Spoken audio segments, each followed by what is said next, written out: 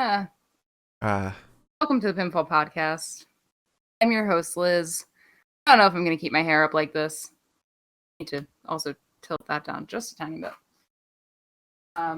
If anybody was wondering, I am very much not prepared for tonight's show. Why am I not prepared? Oh, because I hated tonight's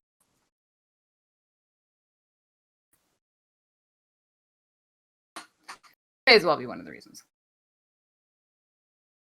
I have to tweet still. If you want to keep everyone entertained. well, it was a pay-per-view, and it seems to be very polarizing because I'm seeing on Twitter some people think it was awesome, definitely not a waste of time, and other people think that they want a refund. Personally, I really enjoyed this pay-per-view. I think there were some matches that kind of sucked. The women's tag match sucked. Big E and Apollo was awesome until it sucked. Braun and Elias was pretty decent. Shinsuke and Seth was fantastic. Riddle and Mustafa was really good. Randy versus Alexa was definitely unexpected. I don't think that was bad. Drew versus Sheamus I thought was great. And then Roman versus Daniel Bryan was absolutely phenomenal. Also, I did not grab my laptop charger. Shoot. Nice. But yeah, I thought it was great.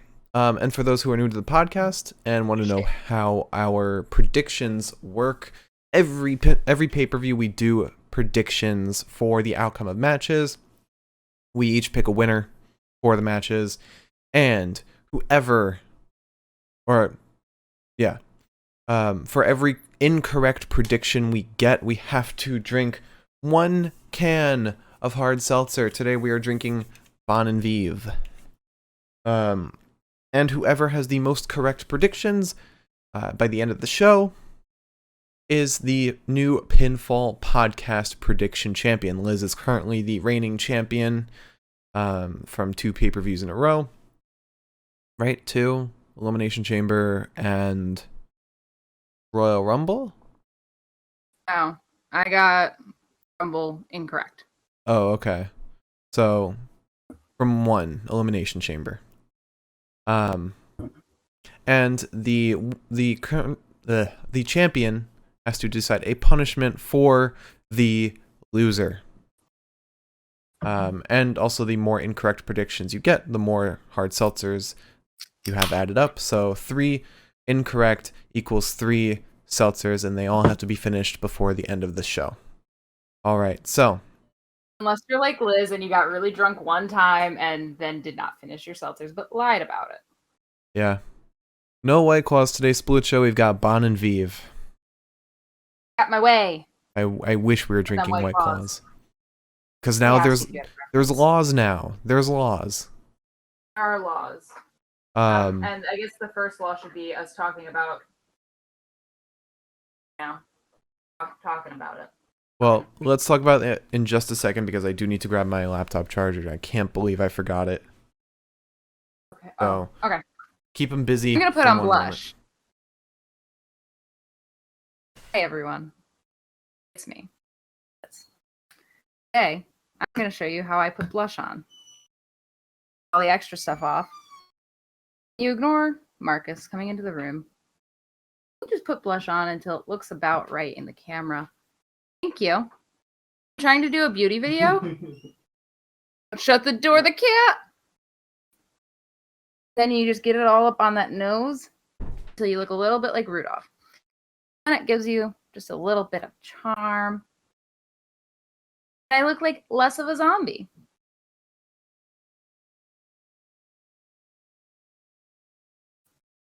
I kind of was hoping Mark would start talking by now. Okay. Also, I just want everyone to look at my fucking eyeshadow today. Fucking? This shit. I didn't mean to say fucking. But you know what? Yeah, my fucking eyeshadow. Got this fucking palette, right? Nice ass palette. I don't know. On FabFitFun cost me like $14.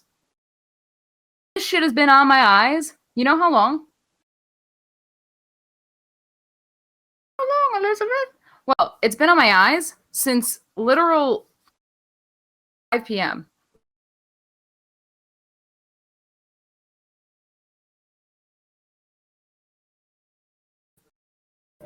That's exciting. All right, so All right, let's start the shit.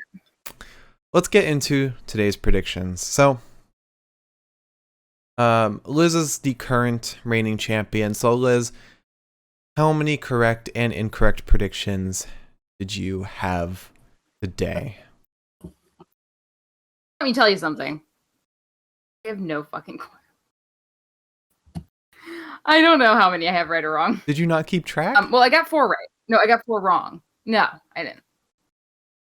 When it became obvious I was going to lose after the first hour passed, I stopped keeping track completely. Well, if you got 4 wrong, then you got 3 right. Oh wait, no. You got so I got 4 right. right. There are 8 matches.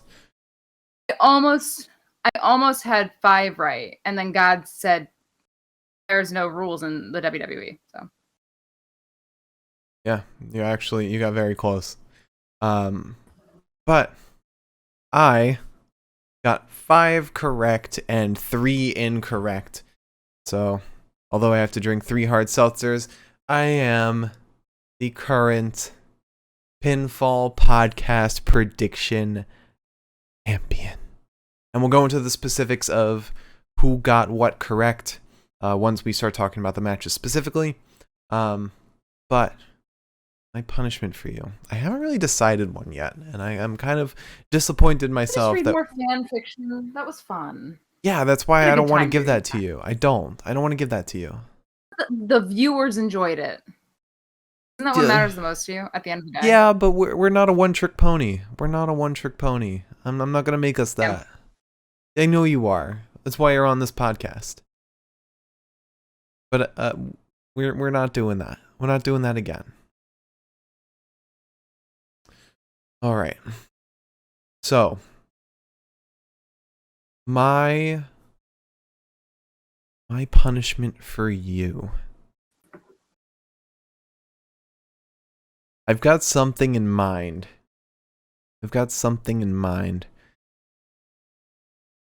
So here it is. All right.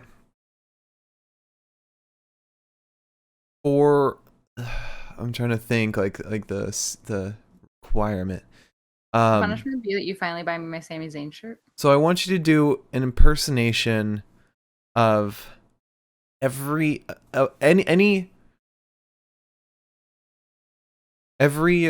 100 bits that comes in. Every 100 bits that comes in. Whoever donates that gives you a wrestler to do an impersonation of. And then you do that for the length of until somebody else gives something else. No, because that's not doing an impersonation. That's just basically doing that's like the accent challenge. I can't do that. All right, then you have to do. All right, so we won't do the bits, but every time somebody suggests. No. I would just.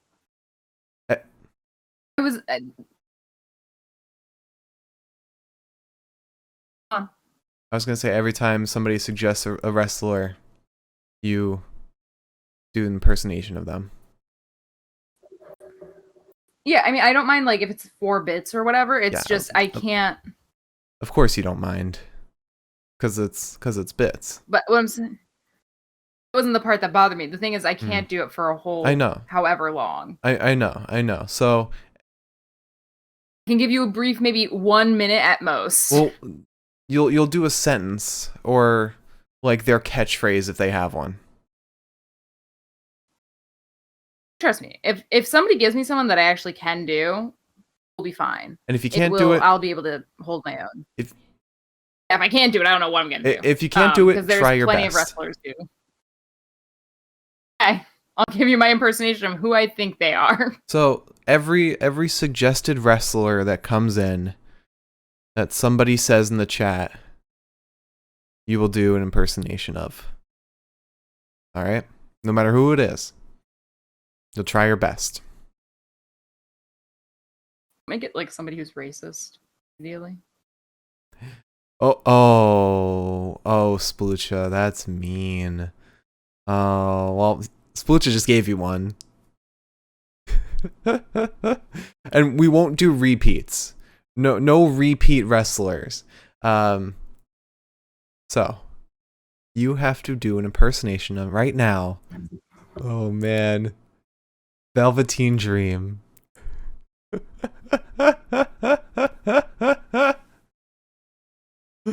Oh man. So before I start this, Lucha, just know I fucking hate you. All right. Well, I'll crack open my first seltzer. Cheers. Oh, you're getting up to do this. Oh, she's doing it, Splucha. He said you don't have to, but you are. Hey there, a wrestler I don't really know and should not be in the personal space of in this current moment. I'm just going to gently pin you.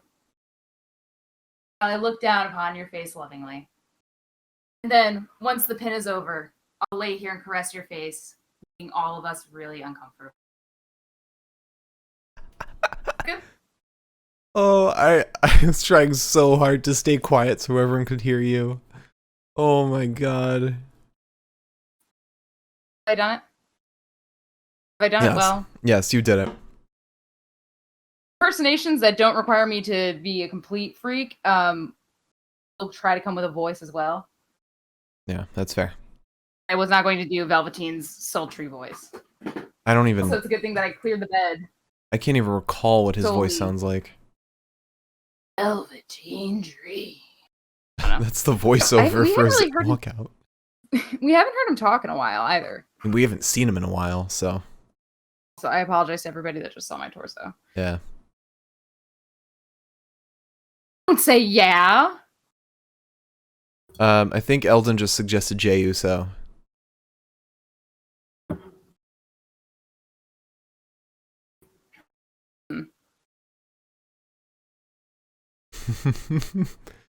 Yeah, this one's tough.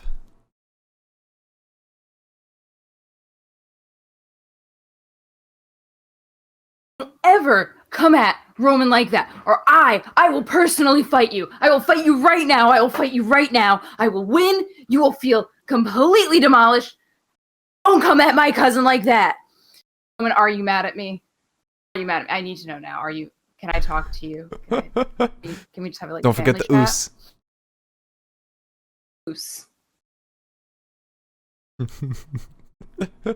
All right, that was something. That was all right. I'm not saying these are good. So everyone knows. Miriam suggested Oni Lorcan.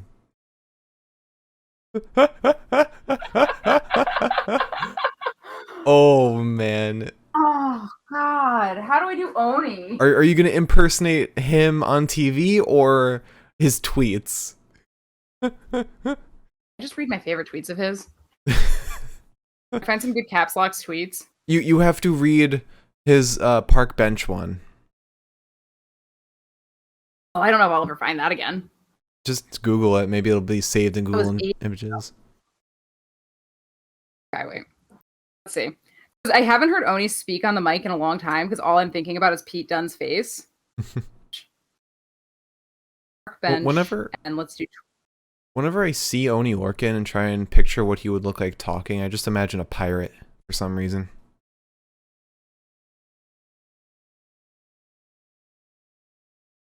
Because he always does like the one eye close. Spook just said imitate the part where he destroyed Cross and Balor 1v2. Oni Lorcan, new NXT champion. Oni Lorcan destroying Cross and Balor is just Oni like, so fucking hyped to fucking fight. Just so fucking hyped. Like all in there. And he's still down. Alright. And he's still down. Okay. You tried. You tried. I'm not good at these, but I'm trying my best. To be fair, some of these are not very imitatable. Oni hadn't wiped his, like, isn't his account wiped now? Oh, is it? Or was that a while ago? That was last year. I don't know. But my favorite is I'm on my 5th strawberry daiquiri, and I will freak on the next person that looks at me. All right, do an imitation of that, like how he would say it. How about I do this? If you got $9.99, you should get the WWE Network and watch me and Danny kick everyone's ass tonight in 205 Live. And if you are in Boston and see me at the pub or a park bench, I like Irish car bombs and chalk martinis to warm me up. Throw them up.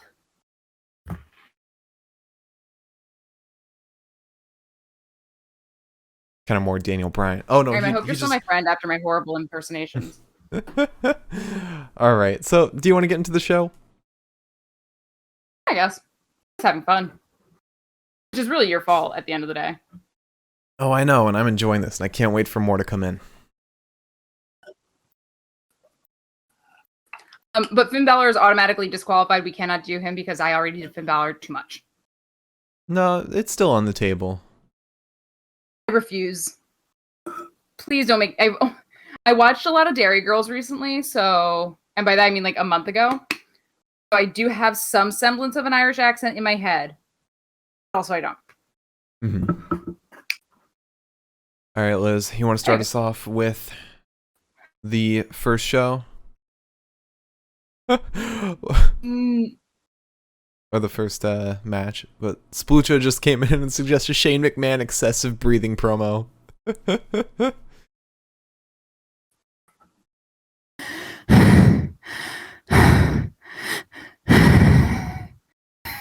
It's more nasally.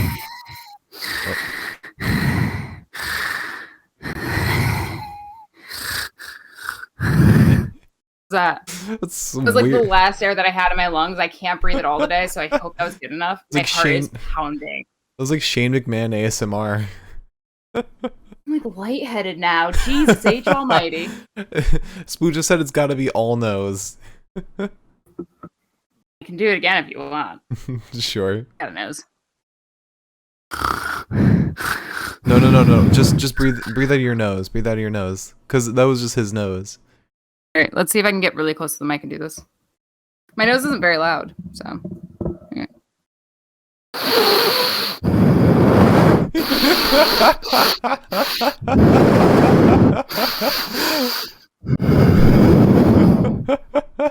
Shane, is that you? Gonna fucking. Honestly, Shane and I both have no impulse control, so yes, it is. Fair. Sign me up, buddy. All right, Okay. So we started off during the pre-show. We had Mustafa Ali versus Riddle for the United States Championship with Retribution on the sideline. I guess as part of my job, I actually do have to talk about this, but Yeah.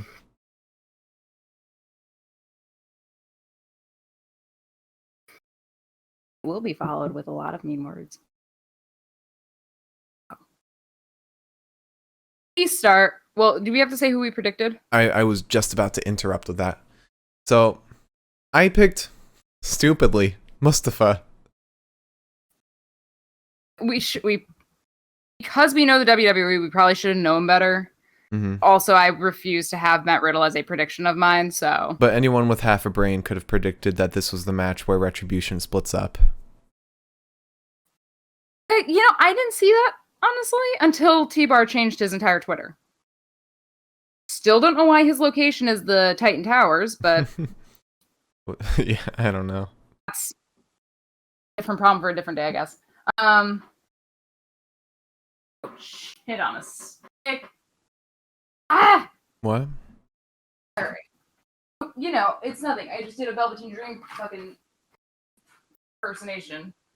And threw all the signs. So I'm sweating like a whore in church. So, okay, we start with...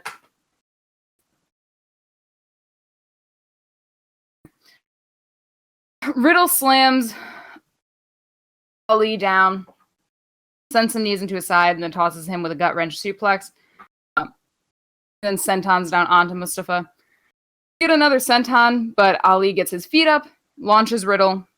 Riddle's then spun into the post, and sorry, I'm drinking my hard seltzer too fast now. Get that goes. Riddle is spun into the post and then drop kicked in the ribs. Riddle goes for the bro Derek, but he is shot into the turnbuckle and then drop kicked in the back, just like he fucking should be. There's a backstabber to Riddle, and then a waistlock submission hold on Mr. Riddle. Riddle then rolls Ali up, and Ali counters. Just gonna start punching each other, and we get maybe the worst Pele kick I've ever fucking seen, because you could see the mental setup between the two of them. I feel like Riddle just stalled a little bit, and that's why Ali kind of like looked like, here's my head. We get another gut wrench suplex and a PK. Riddle follows that up with a powerbomb and flash knee. Ali is still kicking out at this point. Riddle then goes for the floating bro, but Ali gets his knees up. We get a fisherman buster to Ali that looks like it kills him, and then a Koju clutch to Riddle gets locked in right after that. I, by the way, love the Koju clutch, only because it looks like some shit I would do, because it's just legs. Yeah. It's a weird... Just legs and torsion. It's like mangling his body.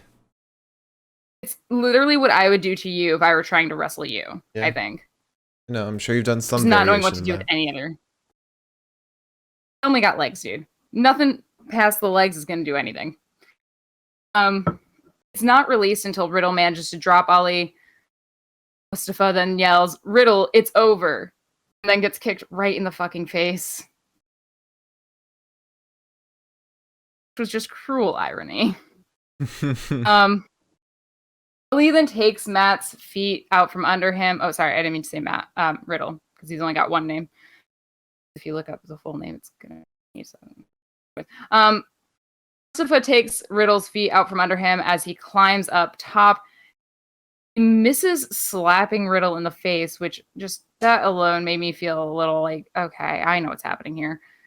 And then gets choked out before getting hit with the bro Derek off the ropes from Mr. Riddle, or for Mr. Riddle to win.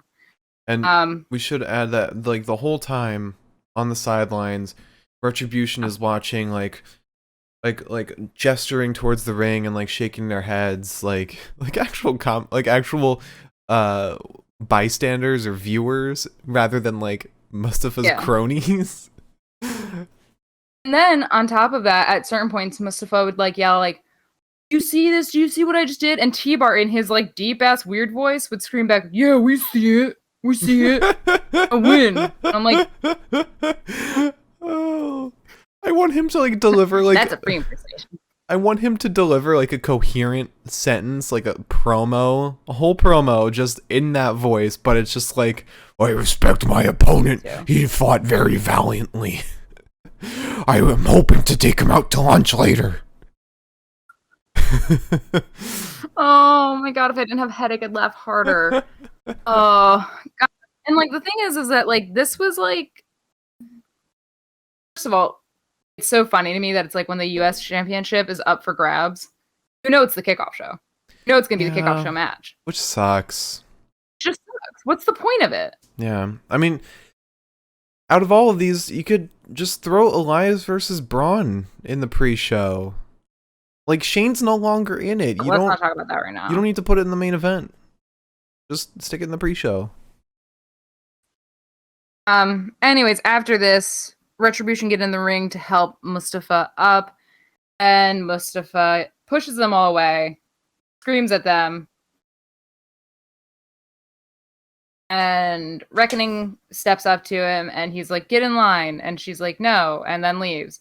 Then Slapjack does the same thing. And then T-Bar and Mace choke slam him and also leave. So basically, the point is that Retribution is ostensibly broken up, except it's probably not. It's probably just without Mustafa now, which is just so fucking stupid. First of all, the disrespect to Mustafa is like mind-blowing. Yeah. Is clearly, I mean, you know, it's not like WWE is also not doing anything else that's horrible in any respect. Just kidding. We got proof of every horrible thing that they're doing actually tonight. Um, but it's insane to me how much they fucking hate him and how clear it is in the like shows itself. And just the way that they make him out to be this like tyrannical leader when his point in the first place, retribution in the first place was a good point.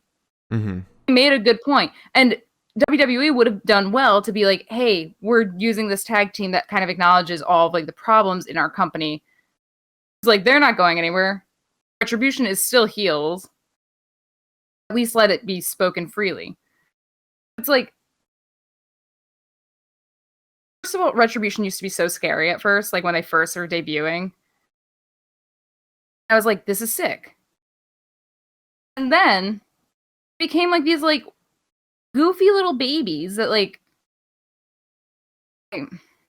Yeah, I mean, it was a cool, like, they were a cool group, but they were just booked to shit. They really were. they're booked horribly. Um, Honestly, you know what the problem is? hmm, Can you hear my notifications? no? Okay, I think I'm getting Discord notifications, and I don't know why. Try to mute my stuff before we come out to this, um, but I think having a stable where the leader, who should be like your singles guy, he should be your like Bobby Lashley.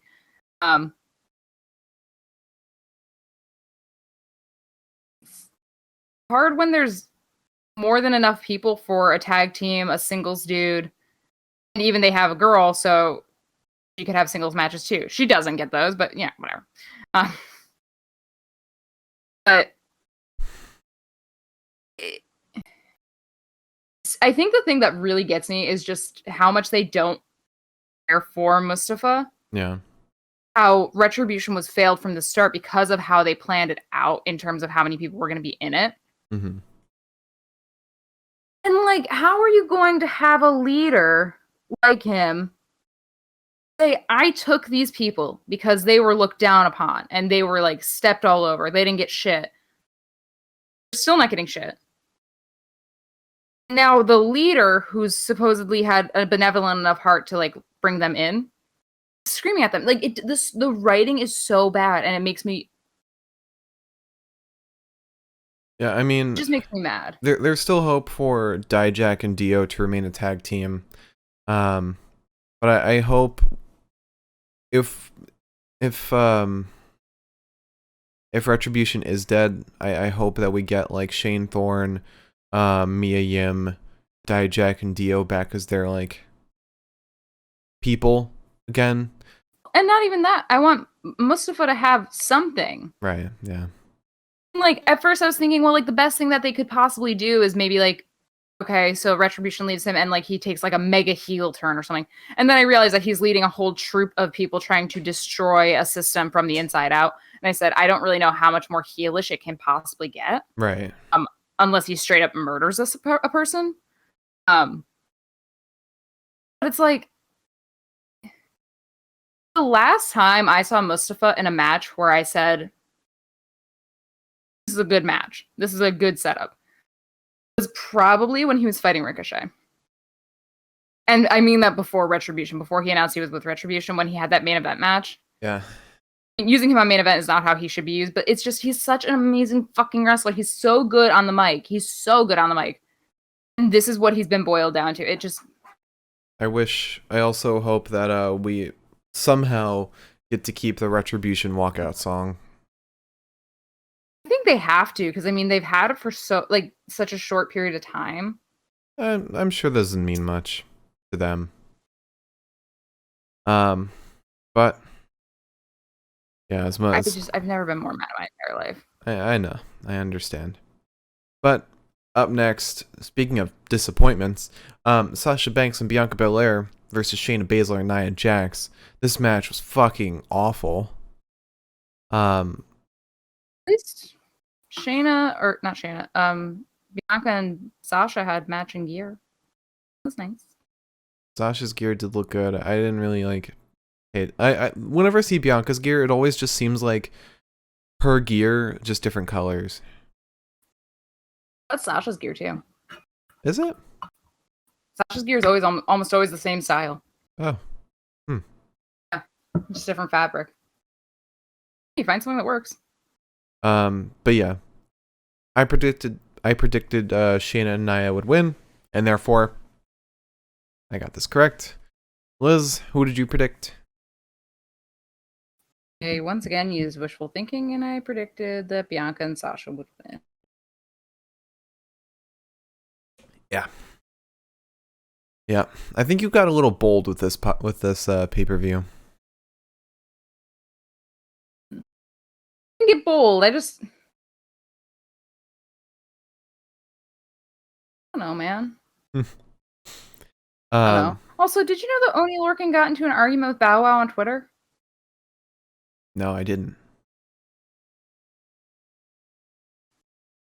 After Bow Wow said, a lot of wrestlers are coming after him for saying stupid shit, Oni Lorcan said, "What," in all caps, mind you, "what an empty, superficial observation. If I saw you in the street, all the followers in the world couldn't save you." Then Bow Wow said, laughing at "in the streets like he really be outside. My stomach hurts. I'm laughing that hard." And Oni Lorcan said, "I sleep under a park bench and I will eat you alive." Also, just a reminder for everyone, Liz has to do an impersonation of every wrestler that is mentioned in chat. So, keep bringing the names, and Liz will do impersonations of them. Alright, Liz, you want to talk about this, the only women's match that ended up being horrible?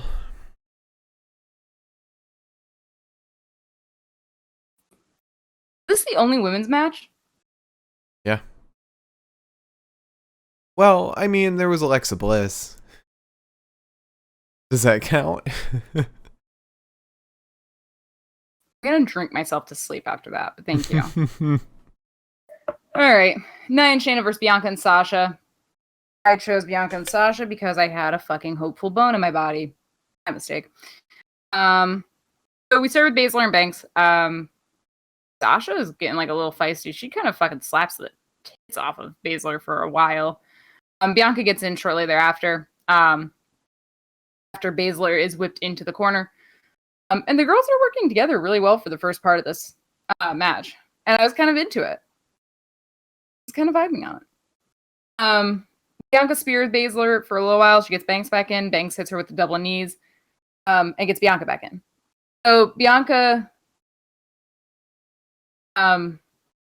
lifts Shayna. Shayna wiggles free and gets moonsaulted onto. Bianca then attempts a backslide. That doesn't work. Baszler ends up looking for a triangle submission hold on Bianca. Bianca lifts her, and Baszler avoids the powerbomb. Tries to go for the elbow stomp, but the WWE said, "Hey, you're not allowed to be scary anymore." So Nia taps him. This gets Banks back in. Banks goes for the DDT on Nia, but Nia is too big to be pulled down by someone as small as Sasha Banks. Get a shoulder tackle to Banks from Nia, and Nia catches the Meteora attempt. This gets Bianca back in. She kicks Nia in the spine. She drops Banks. Nia drops Banks, who then brings her down into the DDT.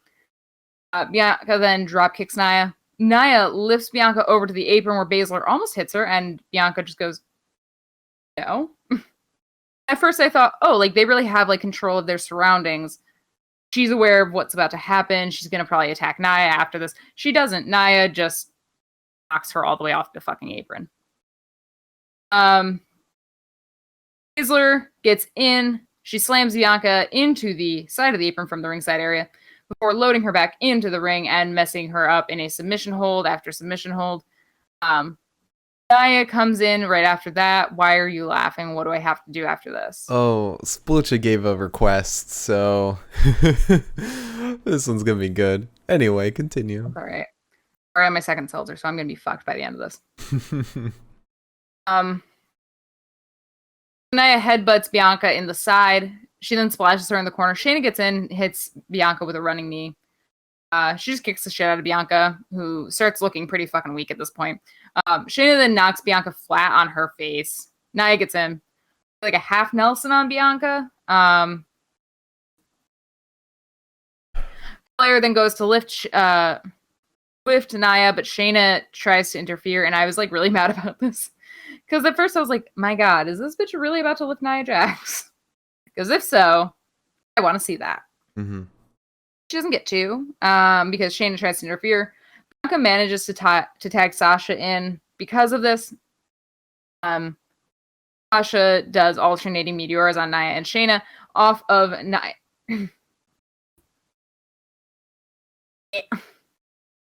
Of having a voice. So she attempts. She does alternating meteors on Nia and Shayna. Nia ends up getting Sasha up on her shoulders.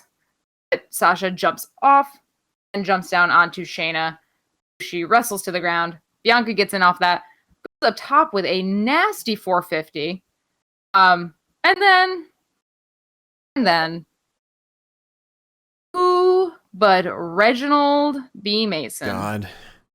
Also, can I just quickly say that I just posted, like literally 2 minutes ago, posted on Twitter a poll about how people would rate Fastlane, and just to prove how divisive it was, that's the right word. I made 4 choices: amazing, better than I thought, meh, and so bad. And so far, every choice has 1 vote. Nice. So. I mean, I'm wondering if people are factoring in their opinion of coverage. You know, like how people are having trouble with Peacock. I'm wondering if people are factoring that in too. Maybe. I personally thought it was trash, but it's me. So Reggie distracts Bianca.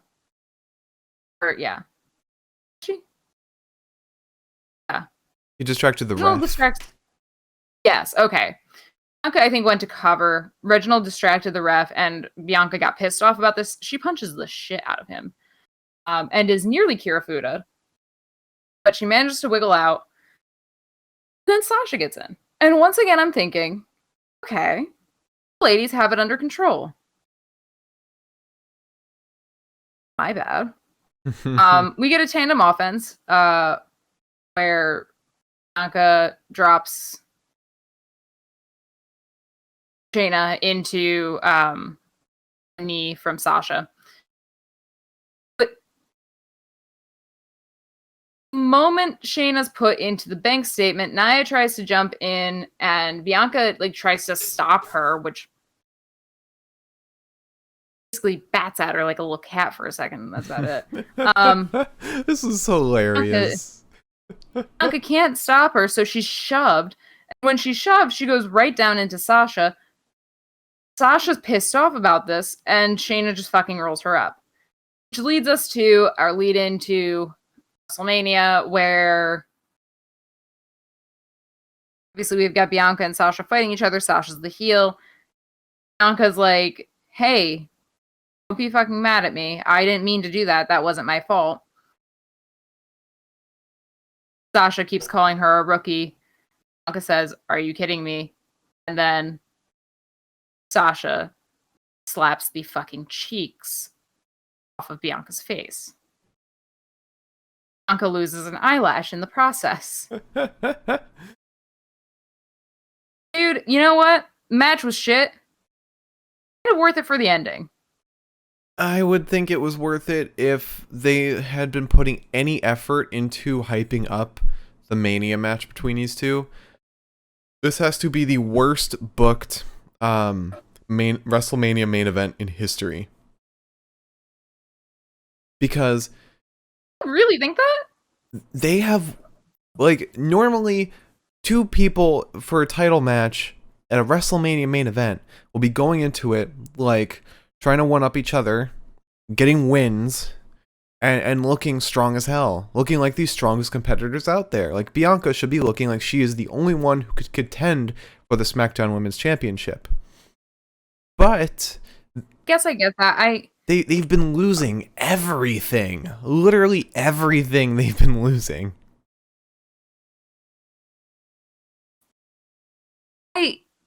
I get what you're saying because I do agree with that. I think that they need to make them look stronger and they aren't. But with that said, I think at least for the ending of this particular match, Yeah. that was worth the price of admission for me personally, just because that was both Bianca and Sasha are so good at pushing an emotion. Mm-hmm.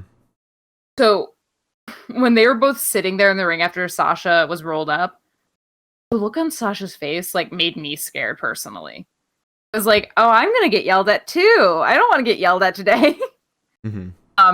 And like, thank God that they both were like, I'm gonna slap you and you're gonna accept it. And Bianca was like, yeah, let's fucking sell this match.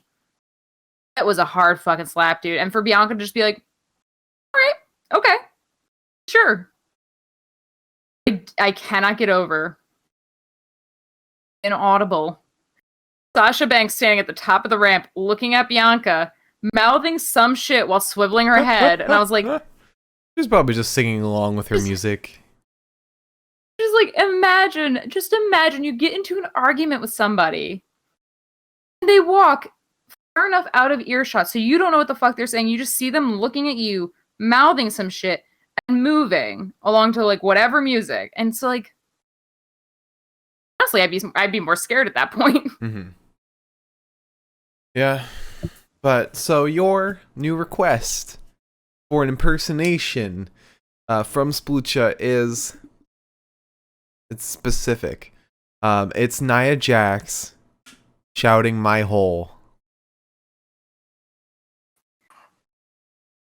Are you getting up to do this? Just backing away from the mic Okay. to make the audio. My hole! I need to make my voice crack a little bit there, but Splucha said, "I only request the greatest hits." Splucha, I kind of appreciate it because then I can at least like draw a reference point. Yeah, that's fair. So I am on my second seltzer, so It's on my first. the grapefruit one going into the Velveteen Dream thing kind of got decimated. Oh. Well, right after that match, we had Shane McMahon backstage. He was injured coming out of the infirmary. He's a crutch, and then Elias comes in, and he's talking about like suggesting this great music performance from WrestleMania, better than Bad Bunny. But Shane's just like, it's not a good time right now. Elias keeps on pestering, but Shane says, you know what? I've got an idea. And then we move right into Apollo Crews versus Big E for the Intercontinental Championship. Liz, who did you pick for this match? Big E. I picked Big E as well, and whether it was intentional or not, we both got that correct. Oh man, Liz, what happened here? I can't tell you what happened. I can just tell you what led up to what happened. All right. I have no clue. Nobody does. Also, I really do like that your flannel there is kind of matching Apollo's vibe. The green and Perfect. the white. Yeah, that was my intention. I wanted to vote against him and then wear his colors or wear Nigeria's covers. Okay. Also, a quick update on Thank you appreciating a country that you don't live in. I appreciate it. I actually know some people who are directly from Nigeria that I grew up with. Yeah. Good job, buddy. But I want to give an update on the poll that I ran. So 1 vote for so bad. 3 votes for meh, 2 votes for better than I thought, and 2 votes for amazing. I am the tiebreaker on the meh.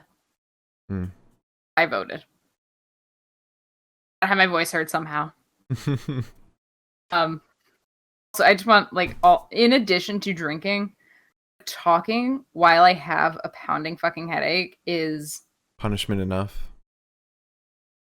Oh my god, this is bad. Took a sumatriptan, so I'm probably gonna end up having to take another one. So see me taking a pill on this podcast, I promise you it's prescribed. A little disclaimer for everybody. Okay, cool. All right.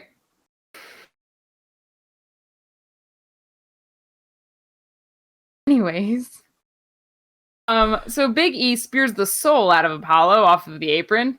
That's where we basically start. I've never seen a man fly so far. We then get Apollo up on the apron, Big E standing over his perpendicular body. Big E does like 2 big splashes on the apron, talking trash the whole time. He hits Apollo with a forearm to the ear, and then I understand that Corey Graves fucking sucks, but he didn't really say this. We got 2 like big, like coast to coast fucking belly to belly suplexes. Mm-hmm. Corey was like, he sent him halfway across the ring, and Apollo's like in the opposite corner, and I'm like, what other ring is there? How far do you think he's getting thrown? Start the Mike Rummy count off, right? I will be fighting Corey Graves one day.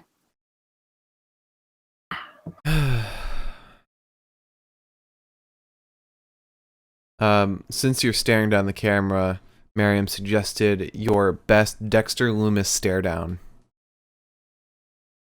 You can have that after this. Okay. I've done that a couple times now, I think. Not recently though. So Apollo hits a low drop kick off onto the knee of Big E, and we get like 3 German suplexes, which pretty much stops Big E's trash talking altogether.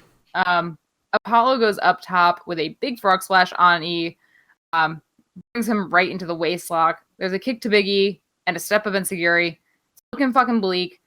We get a standing moonsault to Big E, but he gets his knees up. And this was the first time I've ever seen somebody get their knees up and like the knees go down with the person. That felt real. Sometimes like they're like, oh, and they got their knees up, and you kind of just like see like the knees sort of like bent gently. I'm like, oh, I don't know about that. But anyways, he's looking to spear Apollo, but Apollo dodges him, sends him into the post. As E stumbles backwards, he's thrown into a small package, which rolls Big E up. And the ref counts to 2. Big E doesn't really seem to make any sort of like adjustment besides moving just slightly. And then the ref counts again to 3. And then Big E wins. Yeah. I mean, I was watching it and I was like, okay, it makes sense from the ref's perspective because Apollo rolled up Big E, his shoulders were down, and then Big E came back, laid down on Apollo's shoulders, and that was the count. I guess Apollo didn't kick out soon enough or something. I don't know. Or Big E wasn't supposed to be pinning Apollo in that moment. And maybe Apollo thought that the ref was counting for Big E. I mean, the thing that's most important, and that's fair, the thing that's most important is that we've got to remember the refs have been put under an order to basically, recently, have been put under an order to just adhere to the count. Nothing else matters. And that's why we got so many redo matches a couple months ago in Raw, was because the refs were supposed to just do their fucking jobs without any recognition of the storyline. Mm-hmm. However, this was fucking weird, and you know it's fucking weird when the announcers are just like, did he win? And then after all of the that, announcers do that, you know. Yeah, and then after that, Apollo was beating down on Big E to give commentary and production more time to like figure their shit out. Yes, we got several belly to back suplexes to E, while Apollo just kind of made a point, more or less, slapping Big E and saying like, stand up, basically telling him to respect him. So it was, I don't know, man, it was just kind of, it was weird. I think everyone thinks it was weird too. I don't think there's anybody who sat through that and was like, that was a normal match. And it was so good too. It was getting so good. Like that beginning was fantastic. Oh man. It really was. I don't know. Yeah. It's a shame because this was a really good match, and I didn't think it was supposed to be as short as it was either. Especially not with all the hype that led into it. That This was a short fucking match. That was the match I was looking forward to. Yeah. That was the match that I think a lot of people were looking forward to. I heard of people who were like, I'm literally only watching this for Big E and Apollo, and I was like, oh, sorry to hear that, bud. That was the best booked match to this date. And now it's it's botched.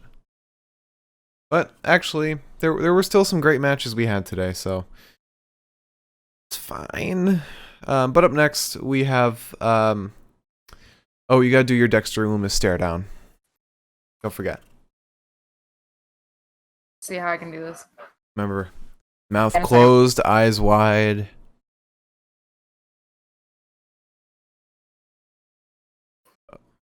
I'm not short enough. Fuck me.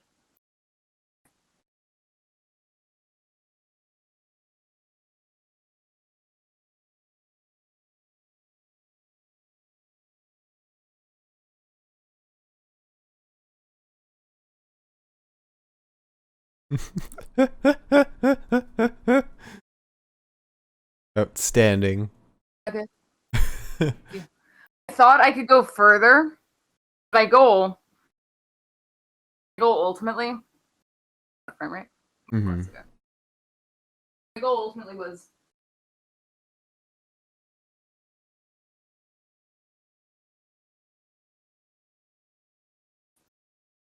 my knees gave out. So I hope that second try was really good. Oh. Didn't have the right push off. Well, you still did a fantastic job. That's anything for the folks at home. Thank you. Remember to bring in those suggestions, everyone, so that Liz can impersonate as many wrestlers as possible. All right. So thank you, Miriam. That's one of my favorite impressions to do. Because it's silent. I've done that at least twice, I think, on the podcast before, and every time I'm just like, this will be better than the last. All right, a request from Splucha: give your best to the moon. I don't like Cameron Grimes anymore, so how am I gonna do that? I can give you a reference if you want it. Can you just? Well, I'm not gonna do it for you. I'm just giving you a reference. All right, yeah, I just want to hear your reference. We're going to the moon! If I hate a wrestler, how am I going to do their impersonation? Well, you did Velveteen Dreams. True, I did do that. I was making fun of him the whole time.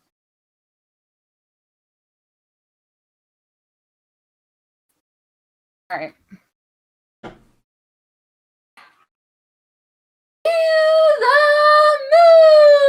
moon! Woo! That was great. I was worried we wouldn't hear you, but no, he did. Jesus Christ, I've got to work tomorrow. All right, so we then have Elias out in the ring. He's about to perform. Shane's out there with him too. Shane lets Elias play to kind of show what he can do for WrestleMania. But then Shane just throws in there that Elias is taking his place tonight. And then Elias is like, what? Braun comes out. And then we jump into Elias versus Braun Strowman. And at this moment, I knew my prediction would be correct. And my prediction was that Braun Strowman would win. Liz, what was your prediction? My prediction was that I wasn't going to have to watch a man that is horribly racist and bigoted be on my TV. Thanks, Shane. All right, listen, I get that you don't like Samoa Joe, but you don't need to call him all those names. Listen, shut up. I love Samoa Joe. Samoa Joe's the Would best. never hurt me. But Braun was so good. Braun has in the ring has been fantastic lately. And I honestly love how they've been booking Elias and the other dude with him, because they've just been getting squashed. They've been getting squashed every match, whether it's this or against Damian Priest. Yeah, I agree and totally think that Braun's been doing really well. I mean, he's been given a lot better character than he had prior to this, because prior it was like the Bray thing, all that sucked. I mean, Braun was practically, he had no personality. Now he's like, we're getting a lot from him. This is really good, in my opinion. You think Braun consistently just being like, I'm not stupid, I'm gonna beat you up. Well, That's personality? It's a Braun with a short fuse. He's got a short fuse, and he's just being humiliated. And, like, he's just trying to do his thing and get respect, but, like, literally, management is, like, bullying him. And he's trying very hard to not snap, but it's not working. Not big on Braun. I'm just not big on him. I haven't been in a very long time. It's like the episode of Always Sunny with Psycho Pete. Shane is the gang, and Braun is Psycho Pete. But Psycho Pete was so lovely and sweet. And Braun could be too. I don't know. My fucking.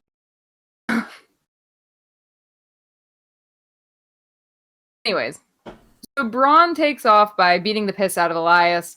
Elias gets sent into the steel post. There's some clubbing blows to Elias's chest against the ropes. Then Elias's ugly little friend, whose name will not be mentioned on the podcast for the sake of my own fucking sanity, can't stop Braun from sending a glancing blow to Elias. Mind you, the ugly little friend thought, I'm gonna lay myself down on the fucking floor and that'll trip Braun up. Then Braun's like, I am actually capable of jumping over a bump that's only a foot tall. Okay. This ugly little friend then distracts Braun. We get a chop block to Braun and a DDT. Elias goes off the top ropes down onto Mr. Braun. Braun then kicks out of the cover, sending Elias fucking flying. We get Strowman with a choke slam to Elias and then another choke slam for Braun to win. That's all I'm going to say about that match. I thought it was done. Yeah. It was definitely, like, unnecessary, and just so that they can save Shane and Braun for WrestleMania. Yeah. This is very last minute. I even acknowledge it, though. Right. And the fact that it's been so back and forth in promos, like, keeping it off the WWE website, but promoting it during SmackDown is weird. It was very strange. Yeah. But after that match, we had Riddle backstage riding his scooter. He runs into Shinsuke. He said he wants to trick out this scooter, get some NOS boosters, get a mane of hair on it so it looks like a lion. And then he goes on about his friend Skeeter. And as he's going on and on and on, the camera tightens up on him. And then we pan over and Shinsuke's not there anymore.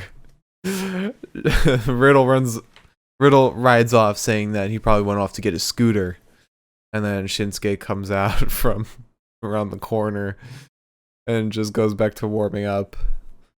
Oh man, I love Shinsuke. He's so great.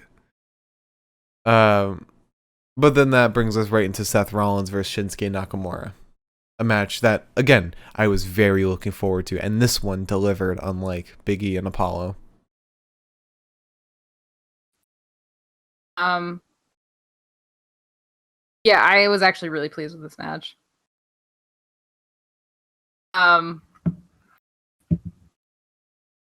So we start with a headlock on Mr. Shinsuke. Shinsuke knocks Seth over with a knee to the midsection and a drop leg across the chest. Get another kick to the chest to Seth. Seth then slams Shinsuke's head into the mat, throws him over the ropes. We get some flying knees to Nakamura. There's a knee to the midsection of Shinsuke and a gut buster to Shinsuke. Shin is then Irish whipped into the corner. This, love talking. He's Irish whipped into the corner. Seth then lifts him up, drops him down into a backbreaker, or as fucking idiot Corey Graves would say, a knee to the spine. It's like he's never watched a Roddy Strong match in his entire life. Probably never has. I mean, honestly, knowing Corey Graves, I don't even know if he watches wrestling. He's a useless human being. Anyways, elbows take Shinsuke down to the canvas. He literally watches the wrestling matches as they happen. I don't think he watches them though. He watches them more than you do. You know what it is? He's got those, like, you know how they've got the like little monitors in front of them? You can probably see his reflection in it, so he's just like, yeah, cool. And then there was a knee to the spine. He just pops whenever he sees himself on camera. When the screen like goes black or something, he's like, oh, look who it is! God, I can't wait to fucking... Can't wait to on what? site, Corey. On site. Take that man. On. Take him on. I'm not going to take him. I don't want him.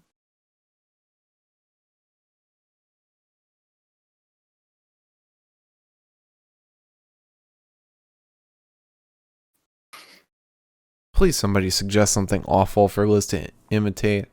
Oh. No, because they listen to you. They don't listen to me. Since when have they listened to me? I don't know. Okay. I'm the heel of this podcast. You're just you. I'm what? I said you're just you. Yeah, that's why I'm the heel.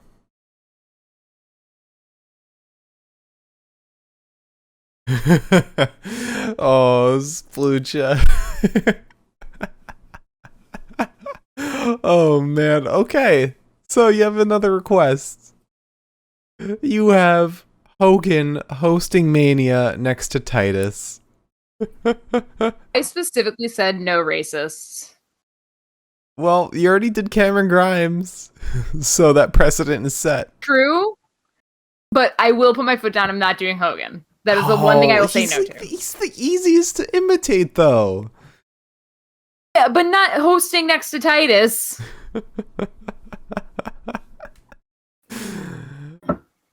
Anyways. Brother. Shinsuke's... And I already say hell yeah, brother, on a multiple times a day basis. But even not in context.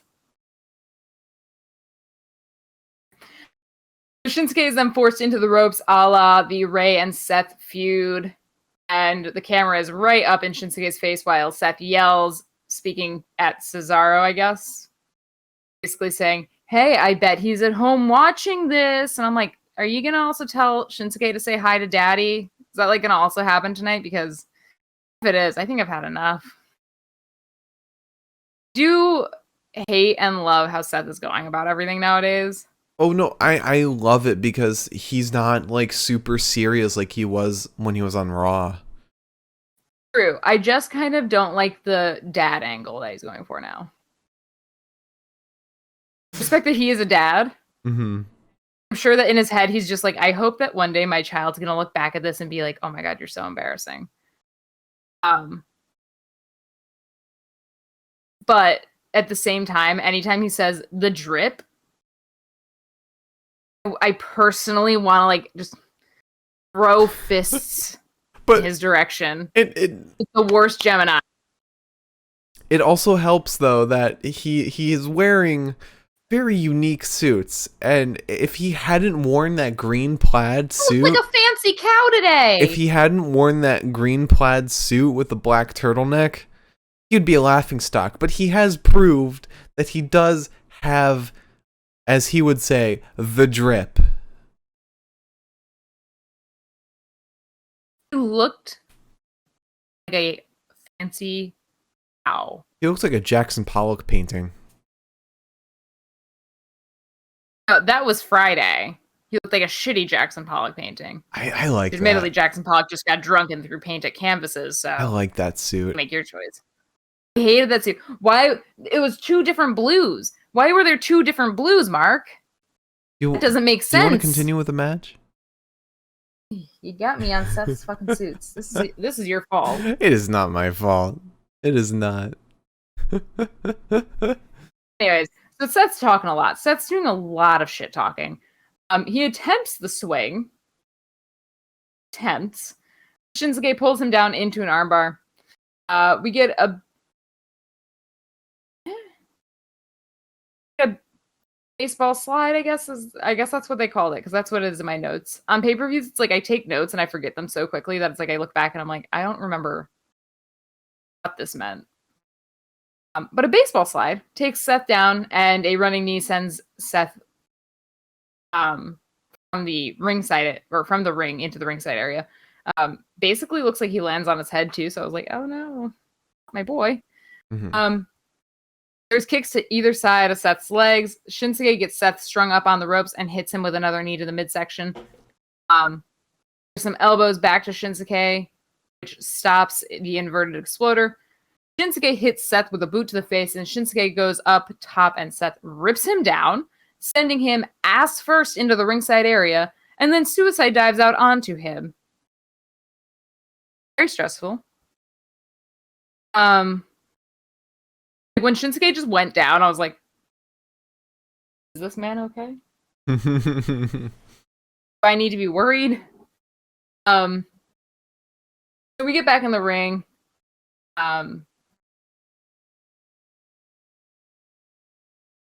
So we get back in the ring, and then off the ropes, we get a punch to Shinsuke as well as a sling blade. Seth goes for the Falcon Arrow, but Shinsuke won't go up for it. Instead, we get an enziguri to Shinsuke and an attempt at a buckle bomb, but Shinsuke ends up getting down, hits him with his own step-up enziguri. We get a sliding German suplex after Seth gets strung up into the ropes again, which sends Seth down high up on his neck. We finally get the buckle bomb to Shinsuke, as well as the Falcon Arrow. Shinsuke counters with...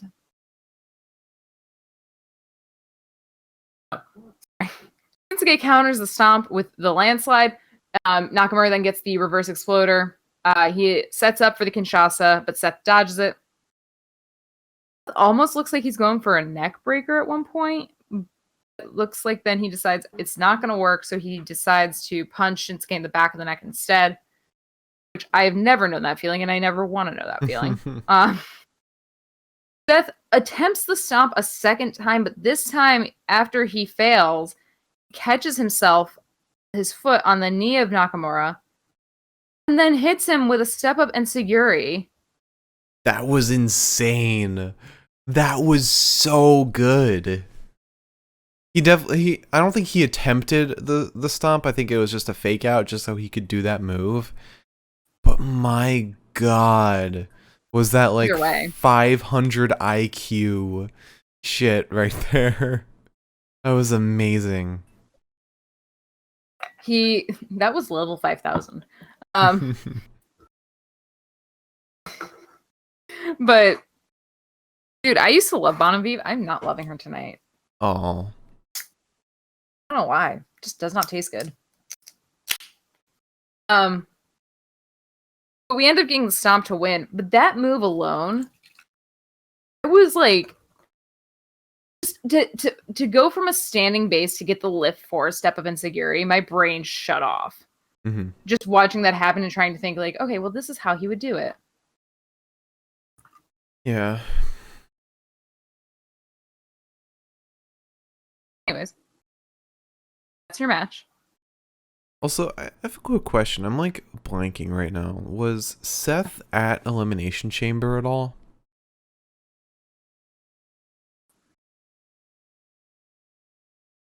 Can't remember. No. He wasn't? He didn't have a match at all? I think he debuted after that. No, because he was at the Rumble. Re-debuted. Yeah, he was like the second to last, I think. Or the last. I don't remember. Oh yeah, because there was speculation that he would mess with Cesaro in the Elimination Chamber. Yes, there was. Okay. But anyway, a great match, and then we have another great match right after that. Drew McIntyre versus Sheamus. Oh, sorry. I was sorely mistaken. I did not think this was a great match. Oh, I loved this match. This was fantastic. I was bored, tired. Oh man, I thought this was like, if there were better promos leading up to this, it would have been perfect. But I think this was a great match, and the fact that the finisher, Drew's Claymore, made full contact with Sheamus's face, it was even better. The only part of this that I thought was like worth my time was when Drew started crying at the end. Oh man. How are you going to like? Here's the thing, okay? What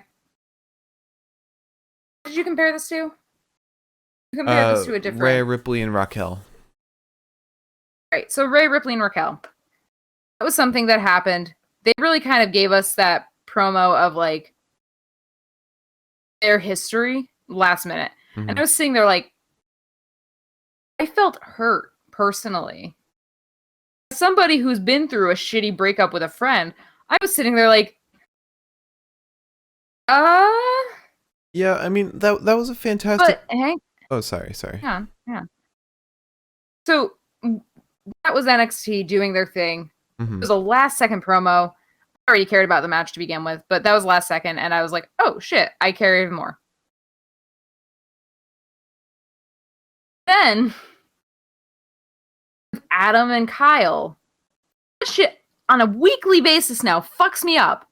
Mm-hmm. Kyle standing over Adam's body screaming, "We had everything and you ruined it," broke me in half like a fucking spaghetti. Well, and like when you have these storylines so close together, like the Rhea Raquel thing just recently happened. Mm-hmm. Obviously, Kyle and Adam are happening on Wednesdays, and this shit's happening on Mondays. This did not make me care at all.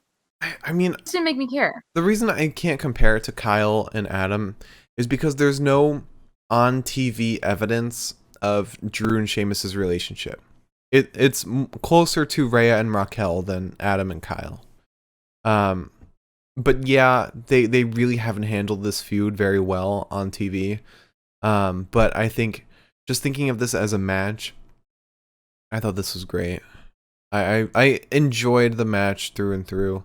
It may not have had the emotional impact that I was hoping for going in, but I mean, it was fun. I found it fun at least. I know with matches that I personally find enjoyable, usually I'm taking notes on every fucking thing that's happening. Mm-hmm. Like, for example, like Hurt Business versus Lucha House Party. I love those matches, and I thought they were really fun, and I couldn't keep up with my notes. There were points in this match where I was sitting there not doing anything. Checking Tumblr, going on Discord. It was a long match probably because of the Apollo Big E thing. Because like there were moments of just Drew dragging Sheamus, or like wheeling him on the cart, just getting him back to the ring. Just because they had the time probably, and they were told they have the time, so just make it long. Yeah. I actually have quite a few notes for this. But we start with overhead belly to bellies early on before sending Sheamus from the ring. He chose Drew. Yes, both of us chose Drew. Sorry, I keep diving in without doing that.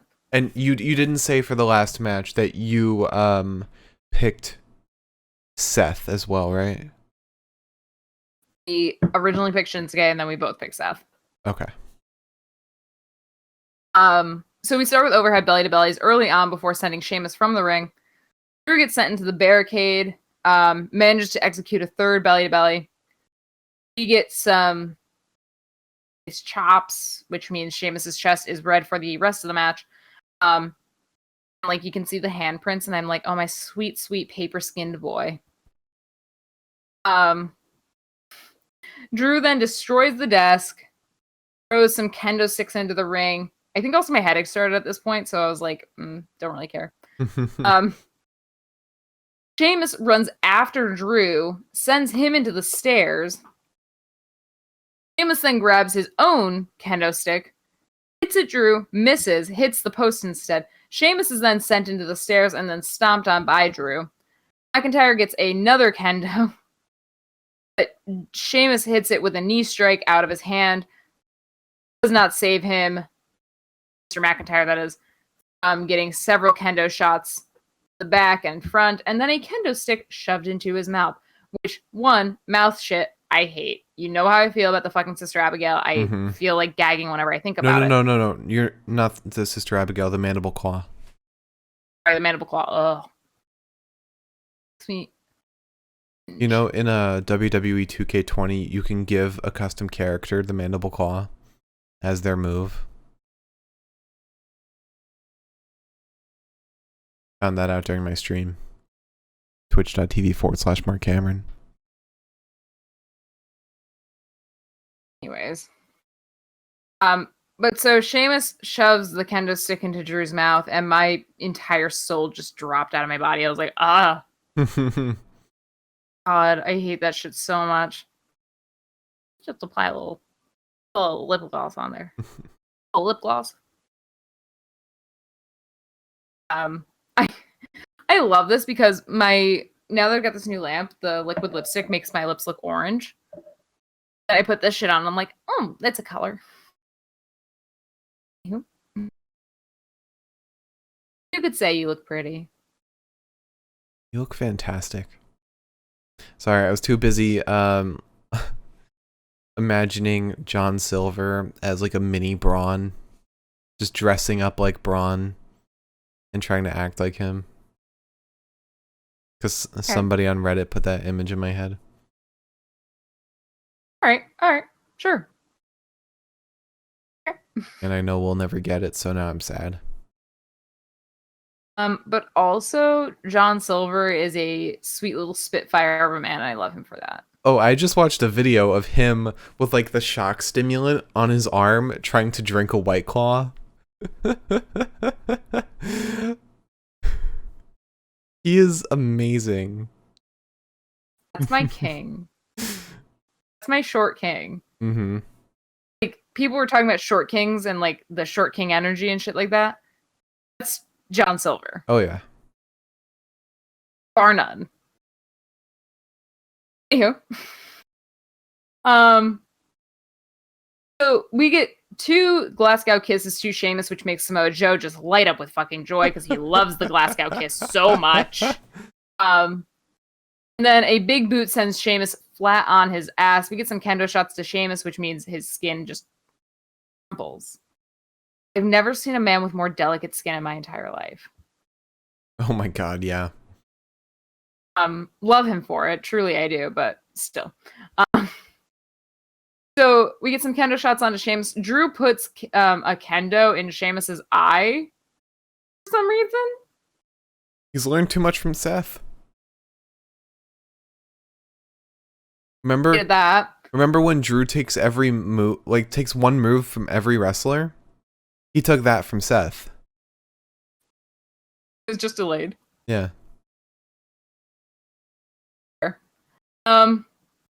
So one final kendo stick shot sends Sheamus from the ring.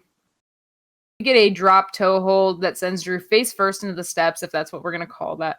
They kept calling it a drop toe hold, and I was like, you can just say that he tripped him. Same thing. Drew gets back up on his fucking feet. There's a cameraman without a job tonight. I'm guaranteeing you this much. Because Sheamus takes these fucking steps, runs at Drew with them, and you see Drew's hands go up, smack the steps go over Drew's head, and Drew falls on the ground like, oh my. I was like, oh, buddy. The bad fucking angle for that hit, that's for sure. Drew Drew and then Sheamus get up onto the announce desk. Drew sends him into the barricade instead of sending him through the announce desk because we aren't in the business of having any fucking fun tonight. We get a suplex to Drew into the ground. At this point, we were kind of in the remaining infield of the Tampa Bay Rays stadium. We get a rolling senton to Drew. At this point, we get into the stands where the LCD screens are. And then Sheamus gets pushed through one of the LCD screen sets. That was insane. That was the only part of it where I was like, that's a dead man.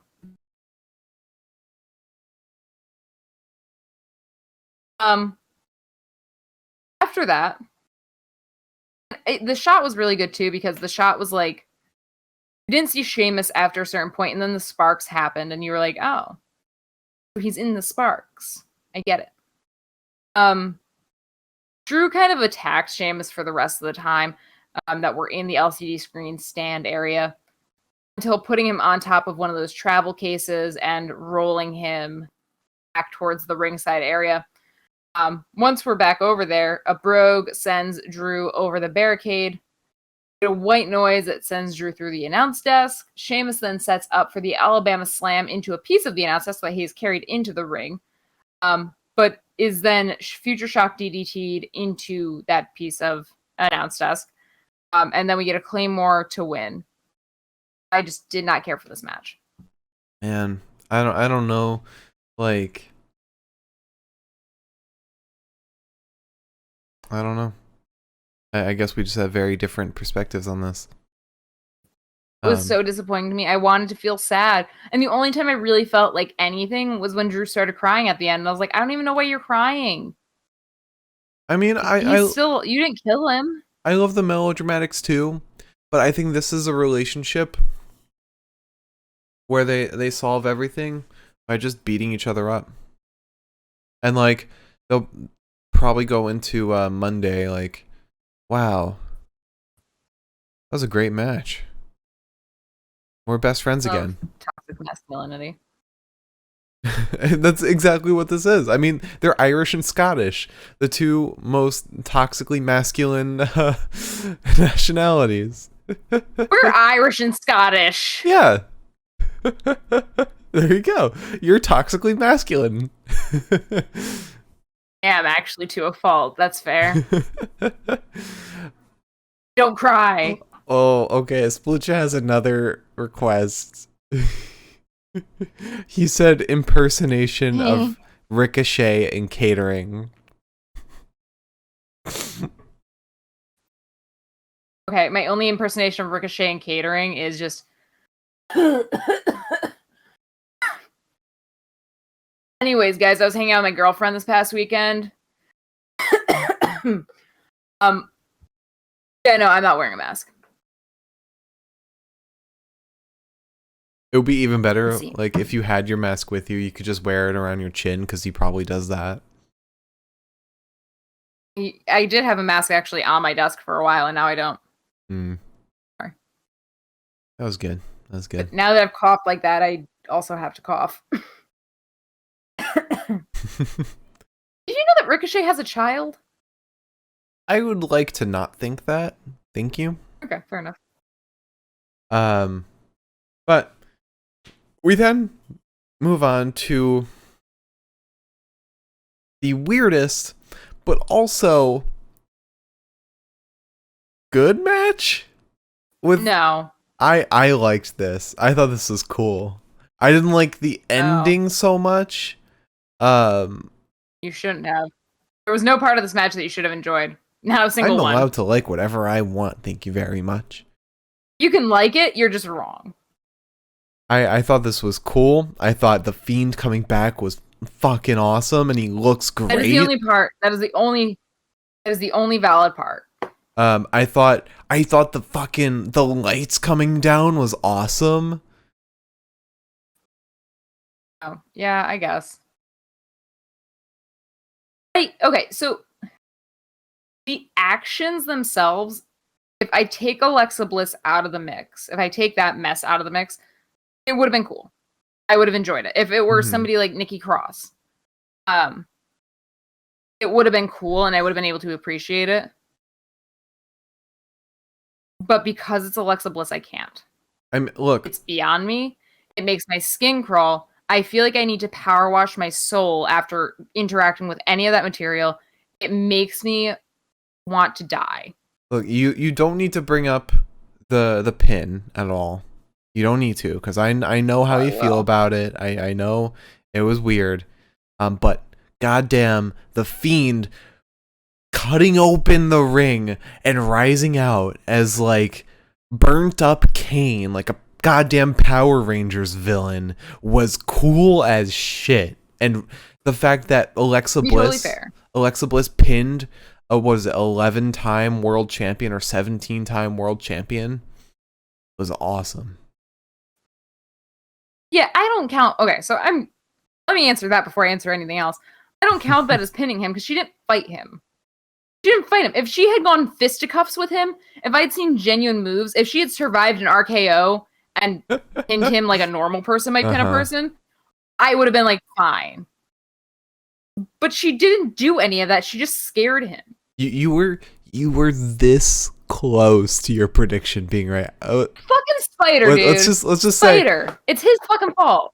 I predicted that Randy would win, getting an RKO on Alexa Bliss, forcing the Fiend to come out and get revenge. You predicted that either Randy would win, or, and I let this happen during the show because you were so behind, there would be a no contest. And because Fiend came back. That was my specific prediction was no contest because the Fiend returns. Because in my head, I thought the rules of the WWE are if it's a regular ass singles match and a third party gets involved, it's a DQ. But then I remembered, Spider's a little puss, and Spider didn't say, hey, no, that can't happen. Fuck you, Spider. I like to imagine that since we only saw Spider's arm and didn't actually see him for the count, that was just a disembodied arm that Fiend brought with him to get the count, and then we never saw again. Because that was like, that should have counted as a DQ. Like, that legitimately, according to the rules, should have counted as a DQ because Fiend attacked Randy. But I got so mad too about it. Like, I posted online, I was like, is that not the rules? Because the same thing happened during the Roman Daniel Bryan match, but because Spider or Denal, was it Spider? No, it wasn't. Oh, it was a other ref. I don't know whose name it is, but I pitched voice ref. Yeah, he was knocked out. Like, they made a specific point that he was knocked out so they could do whatever they wanted. Right. No, Spooch, we're not talking about Rowan's Spider. We're talking about the ref named Spider with a Y. Or Eric Rowan Spider. That was not nice. I know. I said, you guys talking about Rowan Spider, who says long-term booking is dead. Oh, man. Oh, I miss Rowan and his Spider. One time I was in like a real mood and I watched the video of Drew stomping on the spider. Or the spider. And I just was like, oh no! Oh, yeah. So I didn't take notes on this because I took 2 notes because I got mad. Mm-hmm. So,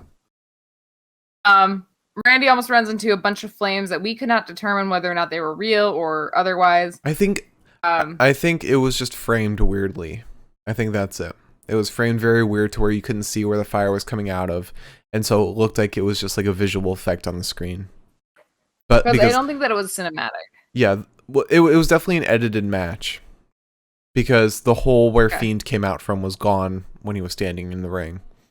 Oh, okay. I didn't even think about that. But they definitely had fire spring up and didn't want to show like the holes where it was coming out from, so they framed it very strangely. But the lighting was all real. That was all as if there were flames in the actual ring. Right. So Randy almost runs into a set of flames, and then runs into the post. Alexa Bliss does this weird shit where like she like has telepathy now. She's got telepathy apparently. She looks up, and the lights fall on Randy, and then at one point she blows another fireball at him. And around a certain point, Fiend cuts open a hole. Which, to be fair, I did say at the beginning of the match, I was like, God, I just want Fiend to cut a hole open in the ground like he did with Daniel Bryan, because I would fucking scream. You did the same with Seth too. And Seth. Right. So that was my brain was just like, I just want him to cut a hole in the fucking canvas and come out. That would be so cool. And then all of a sudden it started happening. I was like, I forgot why I hated this match. Yay. So Fiend comes out looking like some fucking mess. Mm. And then Alexa Bliss, who's up on the fucking ropes, which, by the way, not that this is important, Alexa Bliss's makeup looked fucking horrible under those lights. As a person who worked in theater, I just want to say it looked fucking terrible. They should have fucking... Fiend looked like a combination of like Jason Voorhees and Leatherface. He looked fucking amazing. He looked phenomenal. And I hope they keep up that look every week.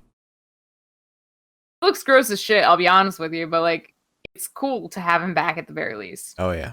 I also just hope that Bray's like in a good place to continue this, and I hope that he's having fun. That's what means the most to me at this point. I'm sure like he is having the time of his life doing this. Yeah, I do too. Basically Alexa Bliss, I think like she drop kicks Randy into the Fiend. Fiend does his little mandible claw shit, or Sister Abigail's him. Okay. Sister Abigail's Randy. And then I'm going to talk about it. I wasn't going to, and now I'm going to because I got mad again. Tough titties. It's not my fault. Splucha, I didn't fucking do this. I think you should just make that request you next. Just make that request. As punishment for Liz bringing this up. I am not being punished. You know who should be punished? The WWE, not me. Anyways, just saying. So basically the pin is Alexa Bliss, who's been acting like a fucking child this whole time. Who's acting like a little whoopsie-doopsie-doo, little child. Straddles Randall Orton to pin him. And then while doing that, looks up at the Fiend, and it's just like, what the fuck? How are you gonna make somebody look like a fucking child and act like a fucking child, and then make them straddle a man? So Splucha let them go too far when they had the Aaliyah storyline. We let them go too far. Somebody should have done something. It makes me so mad. It's so fucking gross. It appeals to the worst demographic of human being. I think it's repulsive. I hate it. I hate it. I hate it. I hate it. I hate it. I wish I had the right words to describe how much I fucking hate it. So Splucha suggested you impersonate Alexa Bliss. I'd rather claw my own eyes out. You gotta do it. I just did it with the little... Do it again. Come on. Do like just did it again. Do an actual impersonation. Come on. That's my only impersonation of her. It's just like, oh, whoopsie poopsie. Like, what is it? Like the...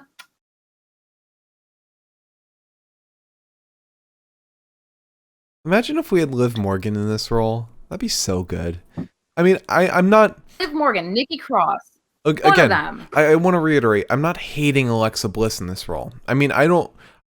You should be. I don't like Alexa Bliss. It appeals to people. Until this moment, I don't think she was sexualized in the ring at all. She wasn't looking like it. The fans sexualized her, and yes, WWE didn't like try and stop anything. But until this point, on TV, she was not sexualized at all. And up until now, she's been doing a decent job. But I think Liv Morgan would be doing an even better. She would be doing fucking fantastic. Just knowing who she is and what she's capable of, putting her in the sister, or no, she's not even Sister Abigail, in this like Fiend or Bray sidekick role would be so good. She'd be so like, she would be like this innocent thing, but would be fucking mean and ferocious. Yeah, no, see, the thing for me is that, like, my humblest of opinions, I feel like Alexa Bliss has been sexualized multiple times. I know what I dressed as, like, a kid. I know what I looked like as a kid. I didn't look like that, but I acted like that. Like, all like, ooh. sprightly and such. And it's the thing is that if you, the regular ass consuming fan, knows that this is going to be interpreted in a certain way by a certain demographic of people, you shouldn't do it. Especially if that certain demographic of people is the trash of the fucking universe, people who are going to sexualize children. If you know that there's a chance that is going to appeal to that group of people, you should probably take a step back and be like, maybe we shouldn't be promoting this. That's my problem with it. You're so also like, if that's, they're responsible for that. You're also talking about the people that are working under a man that forced Beth Phoenix to have sex in the ring with Edge. So like, yeah.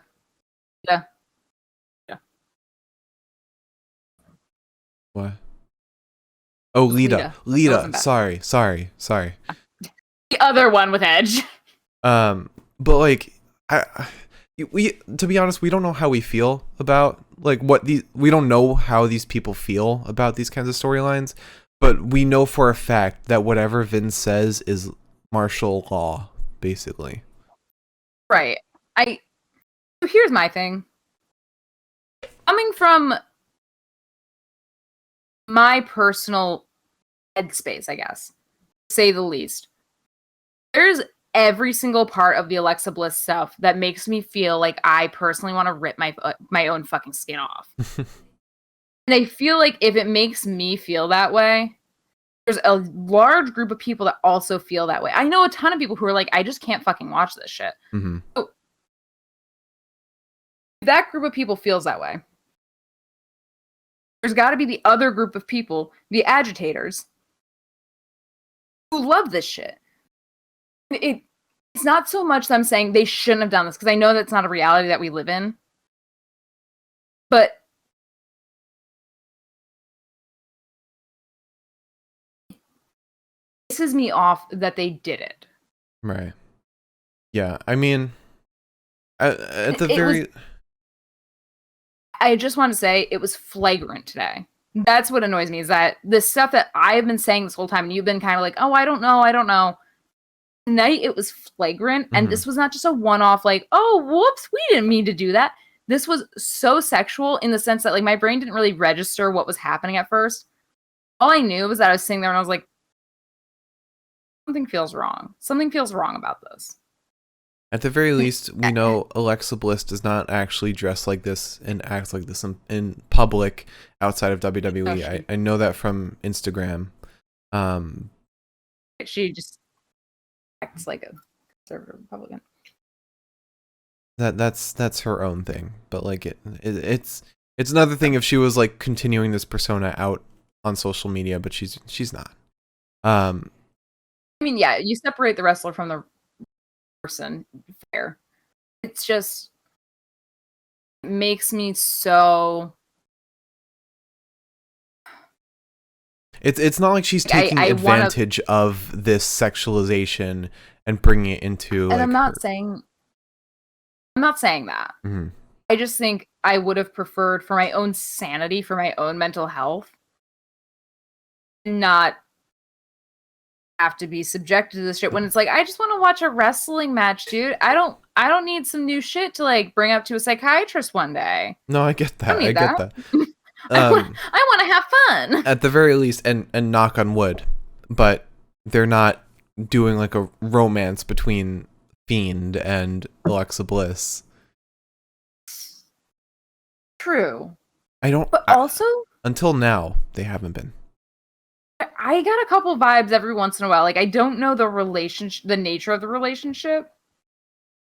I kind of got like a brother-sister thing. Yeah, I guess in like a backwoods, swampy sort of way, sure. There was no indication of like romance or intimacy between the two. No, their relationship has always confused me though, like on a very like deep level where it's like I've seen shit and just kind of been like,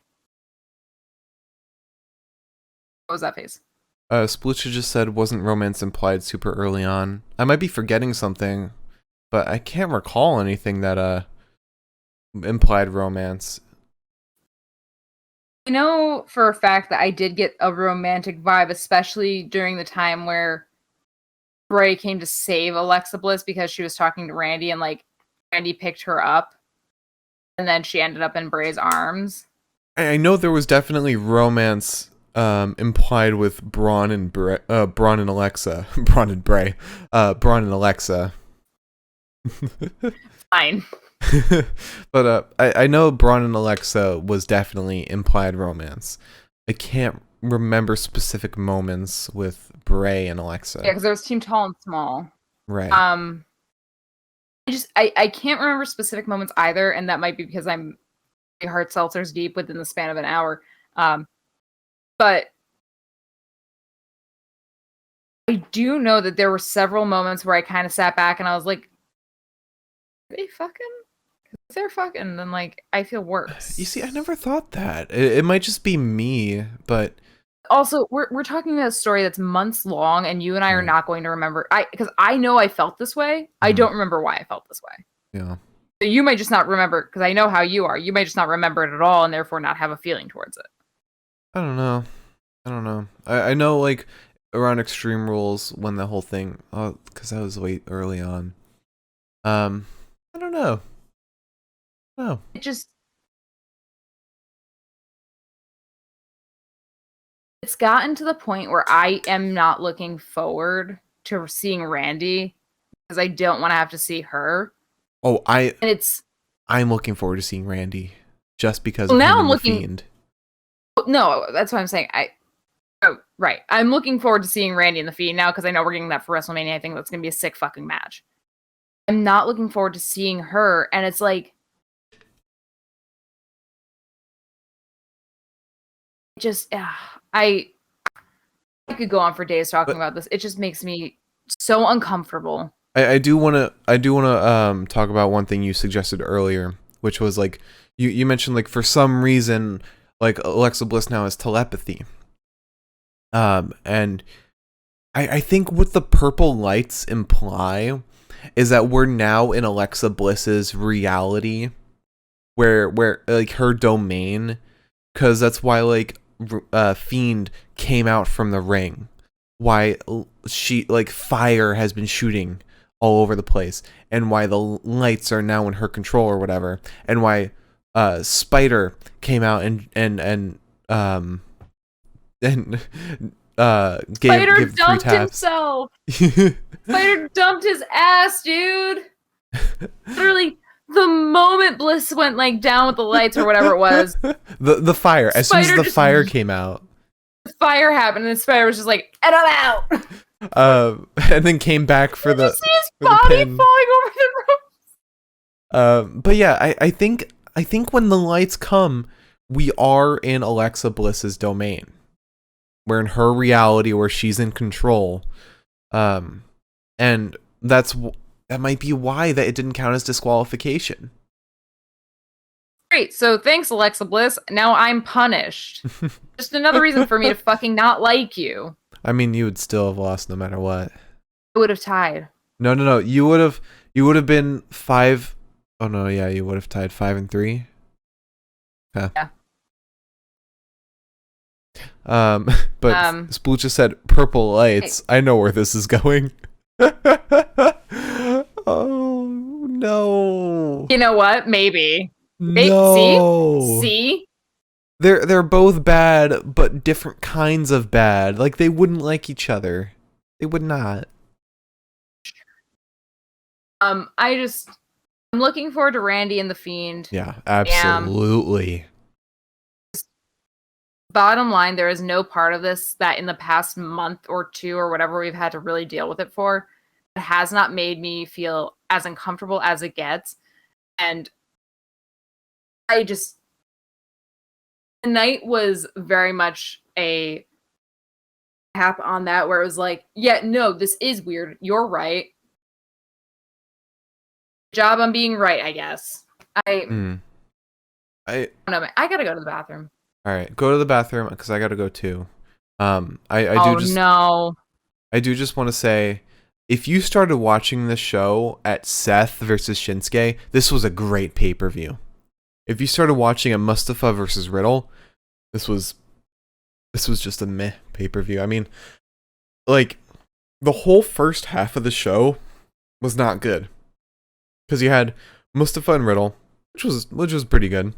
But that was the pre-show, so like there wasn't too much around it. You had Sasha, Bianca versus Shayna and Nia.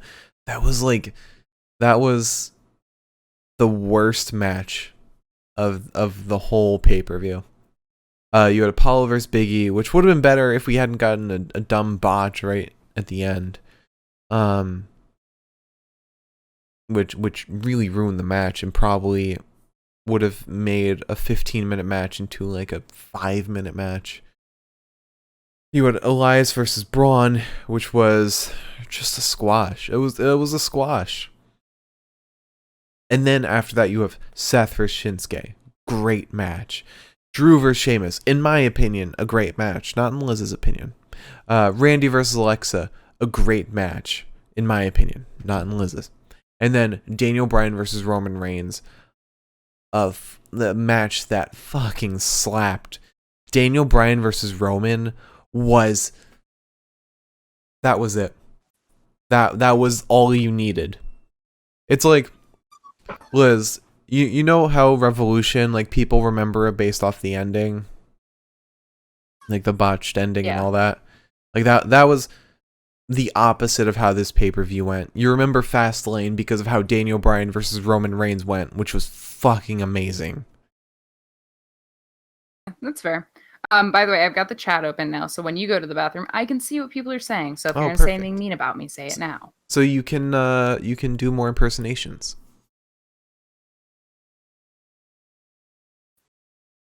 Let me do an impersonation of somebody who's tired. Just tired. I rarely have the chat open because... Let's see. Blind as a bat. Which is why my current font is at 24. Thanks, Flucha. I can see things. I didn't love this match. Match. I love talking. I didn't love this pay-per-view, but I agree with what Mark was saying, in that I think that half the reason I didn't love this pay-per-view is because I realized I was losing within the first hour of it. Which never a great way to go into anything. But it wasn't bad. It wasn't bad towards the latter half. Again, as Mark was saying, I could have done without the Randy and Bliss fight, but also that lasted a short enough period of time that it was tolerable, I guess. Tolerable in the WWE sense, where it's like, it doesn't need to be tolerable, but...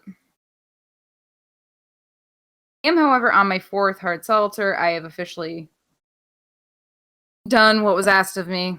I paid the penance for my ability to predict matches correctly, I guess. Will I be making mac and cheese after this, though? My go-to now is, once we finished a pay-per-view podcast after I've had too much to drink, that's when I'm all right. Like, mac and cheese time. Sploocha said impersonate Stone Cold chugging seltzer. I don't have any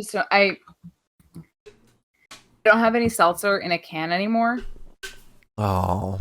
If you're cool with me drinking it from a Liz's sippy cup. You want to chug cocktail. That sounds dangerous. It's hard seltzer. Oh, is it? Can I make mac and cheese after this? Sure. I don't know why you're asking me now. I don't know why you're asking me in Lucha, general. I don't have enough seltzers to crack over my head. Give me a hell yeah. Oh yeah. You still gotta do the impersonation. That's as much as I can do. That's a lot of bubbles. I don't know how he does it. You gotta say, give me a hell yeah. Man than I am. Give me a hell yeah. I'm gonna kick your ass. You want to do that too? Yeah. I'm gonna kick your ass. Austin 316 My little says shoulders. I can kick your ass. All right. I got the hiccups. All right. So, we lastly have Daniel Bryan versus Roman Reigns for the Universal Championship. Now, Liz predicted that Roman Reigns would win and retain Universal Championship. I predicted that Daniel Bryan would win. Not win the Universal Championship. I predicted that he would win by DQ because Edge would attack him during the match. Which did happen, but there was no ref to call the match. Left titties. Again, you were this close. You were like this close to winning the Randy Alexa match. I was this close to winning the Roman Daniel Bryan match. Sadly, you weren't. So Daniel Bryan starts off this match by being just fucking annoying. Too fast for Roman as well. He dodges Roman a number of times, ends up kicking Roman in the leg. Daniel then grabs Roman's leg, and Roman manages to escape any sort of submission hold, but starts looking really fucking annoyed. We get a spicy little armbar, but Roman ends up reaching the ropes before it can be locked in.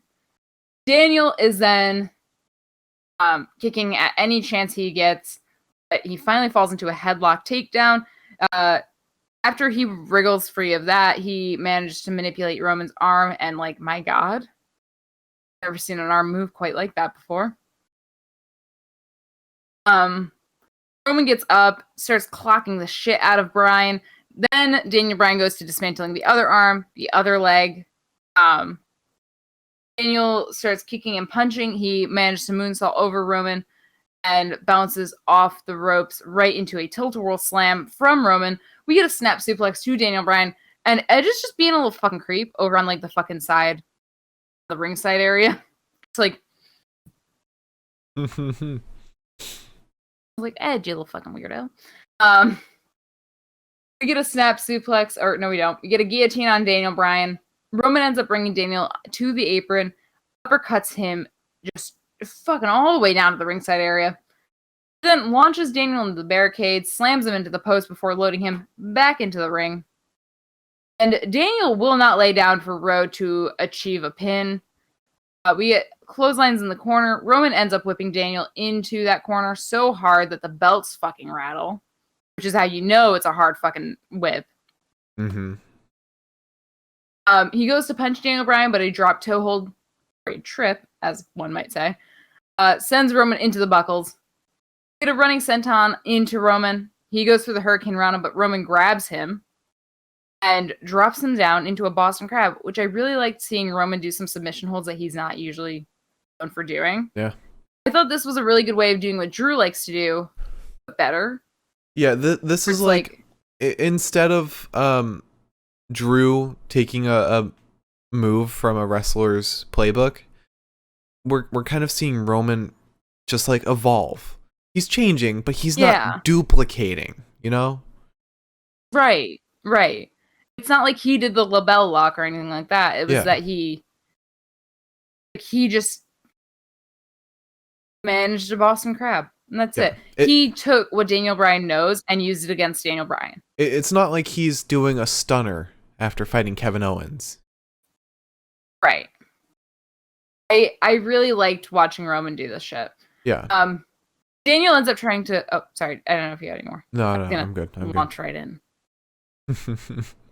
I try to like make a comment and then go, anyways. Mm-hmm. So Daniel tries rolling Roman up, but he can't. I wish I used punctuation in my fucking notes. So Daniel tries rolling Roman up. He can't. He sends a hard elbow to the jaw of Roman, takes him to the ground. We get a kick under the jaw to Roman, and Roman gets sent out of the ring. Bryan then dives out onto Roman's arm, into Roman's arm. Roman tries. Fuck me. He dives out into Roman's arms, plural. Roman tries to powerbomb Bryan, but has no luck. Daniel sends Roman into the post, hits him with a running knee. We get another knee to the back of the neck once we're back in the ring. There's a drop kick to Roman, some yes kicks, and then a hard right hand to Daniel Bryan because Roman is not having fun anymore. He is mad. He was kind of laughing before, and now he's just ready to see some blood. Daniel goes up and over. He hits Roman with a kick to the face. Get the yes lock locked in, and Roman breaks free after like a solid several minutes of me being very stressed out. He then gets on top of Daniel Bryan, slugging him. He lifts him up for the powerbomb. Powerbomb ends up, I don't believe it ends up working. You get a spear that's met with a knee from Bryan. Daniel goes for a drop kick on Mr. Roman and hits high-pitched voice ref. Some right in the skull, I guess. And at this point, Special Enforcer Edge is in. Kind of just trying to be like, well, I guess this is sort of my job. There's a spear to Daniel Bryan. Edge tries to do the count, mostly because it looks like he's pretty intent on Daniel Bryan not fucking winning.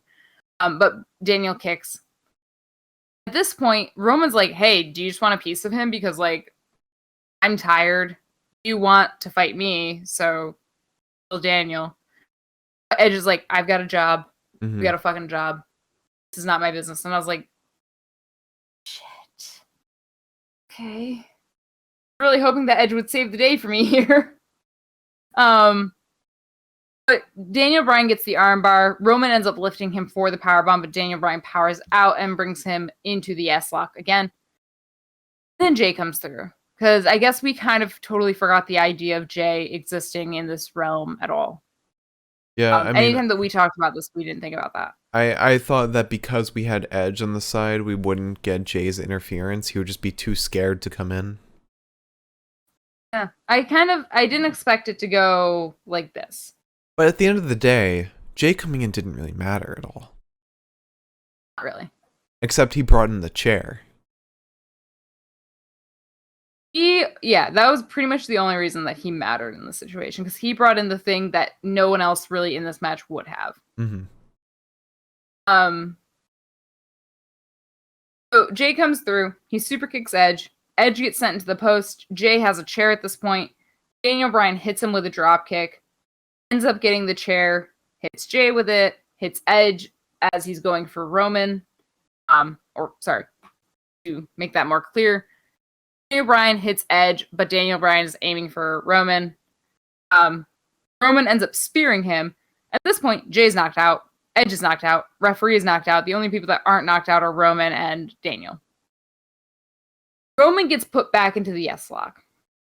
And by God, Roman fucking taps. He taps like the There's no one there. The gentlest little tap on Daniel Bryan's hand. It was a golf tap, if you will. A golf tap. So, while Roman is tapping, Mr. Edge is coming too.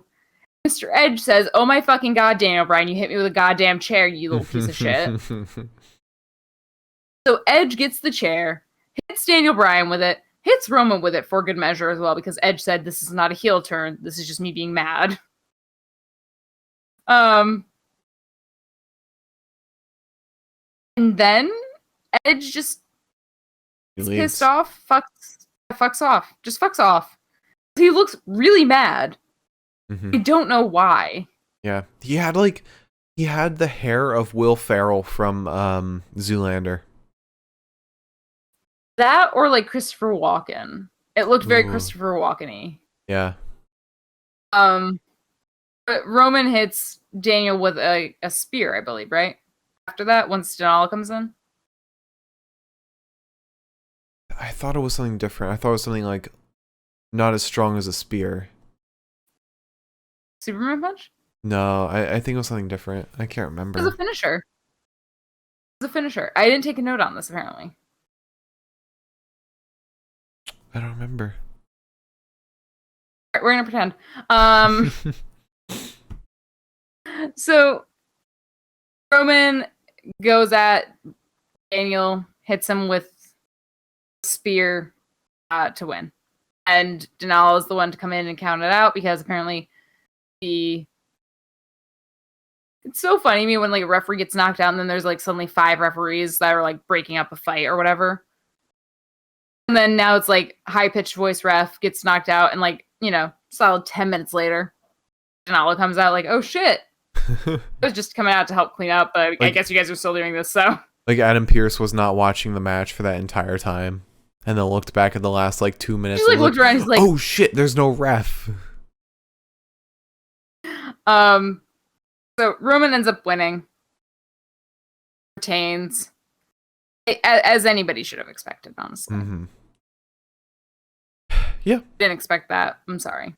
But now I think it's like 100% confirmed that at Mania we're getting a triple threat between Edge, Daniel Bryan, and Roman Reigns. So that Daniel Bryan... We better not. We definitely will, so that Daniel Bryan can eat the pin for Edge. Okay. Yeah. Okay. That's fair. Because the power that Roman Reigns has, he is not taking a pin.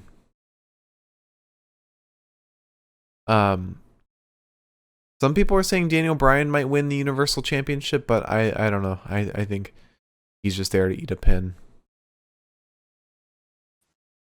Yeah, I don't know. Not really sure.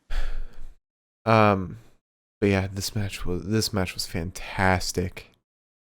It was amazing. Yeah, I really like this match. This and the Shinsuke match were pretty much top tier for me. I saw somebody comment online like, if you told somebody 5 years ago that in 5 years you would get babyface Daniel Bryan versus heel Roman Reigns for the Universal Championship with Edge on the side, Edge as an enforcer. The hardest thing to believe was that it would be a surprise that it would be a fantastic match. That's fair. I think that's really fair, actually. Yeah, like we were all surprised that this was as great as it was. Yeah, I honestly didn't see that coming. Mm-hmm. I think we both thought that Edge was going to interfere. Which he kind of did to a degree. But I did like that Edge interfered because it was like, just looked like he was pissed off that Daniel hit him. Yeah, I mean, I would have also been happy if he interfered for the reasons that I was thinking, which was like, he suddenly realized he can't face Daniel Bryan. Like, he wants to face Roman. Like, that is it. He wants to face Roman at WrestleMania, not Daniel Bryan. So he needs to make that happen.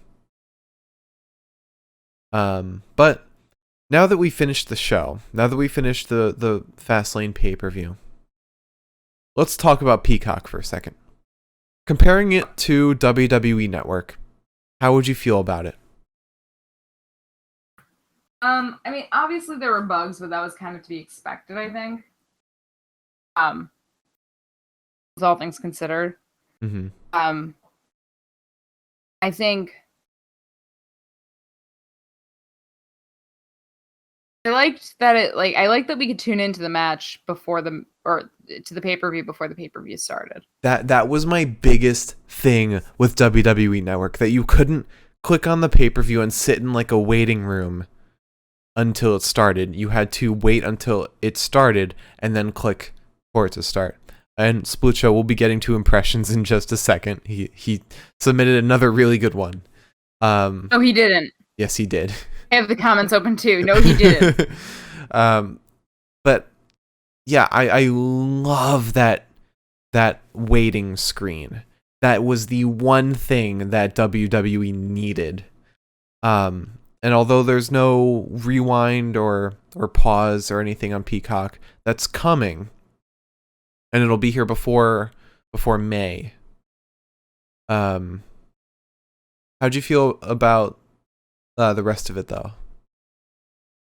What else? It buffered a couple times, but there was nothing that didn't feel like it was, at least for us, there was nothing that didn't feel like it was something that would be worked out in the future because this was like a beta test. Yeah.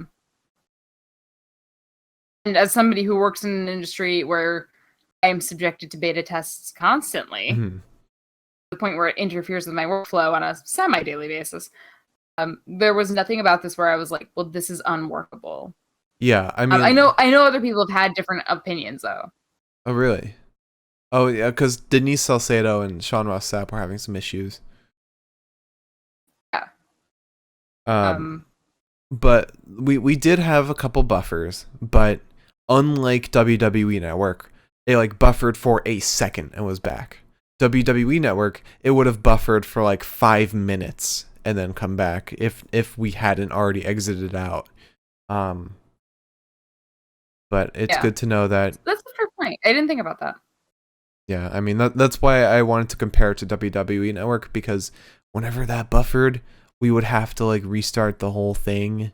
It would be so annoying. But remember Money in the Bank? The first thing we ever watched on the WWE Network was Money in the Bank, and we had a nightmare. We had to pause every once in a while. Also, we paused every once in a while, and it would restart after a certain point. Remember? Yes, I remember. It was a nightmare. App. It was a garbage app. It sucks because it's like there's a part of me that likes to I like to make, as bad as I am at it, I like to make graphics out of like different matches and different moments of matches that I like to remember. I can't do that now. Yeah, but just really fucking annoying. I mean, highlights of the match will be on YouTube. It's true. Sometimes the things that you really like about a match aren't the highlights. It's just like how like a certain wrestler reacts. I wonder what this means for Botchamania, though. They'll figure it out. You think so? They'll figure it out, and they won't tell us. Yeah. I don't remember them ever really having too much pay-per-views. No, because they had a ton of Revolution. But also the thing is that more so WWE pay-per-views, but also 90% of their shit is done illegally. Because how else are you like clipping like network television shows? You got something up. I'm sure they're fine. Yeah, I don't know, but My prayers. How about that Lars Sullivan impression? So once. Yeah, you gotta deepen your voice a lot more. Once when I was a kid, I went to school. Some kids made fun of me and they were laughing and laughing and laughing and laughing. And then I went to school the next day. They weren't laughing anymore. Hi, Lars Sullivan. Because I killed them. And I loved hearing their screams. I don't know. Definitely a Lars Sullivan promo that we've gotten before. Kind of. You got the gist of it. Listen, he didn't say that he killed them. He just said that he loved hearing their screams, and I remember that, and now I'm going to draw the dots. Okay. Fair enough. But now that is our pay-per-view, Liz, would you like to... Oh, it's already up. Okay. So, promo of the night. We have like 3 to work with.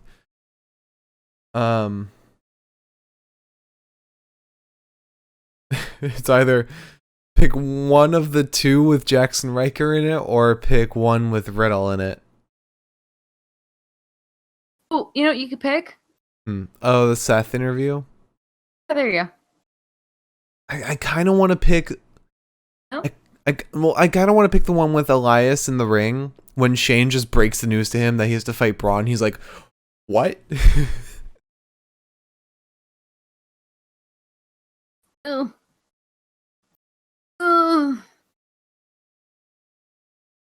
Haven't I gone through enough, Marcus? I don't think Riker was in that one, really. In theory, though.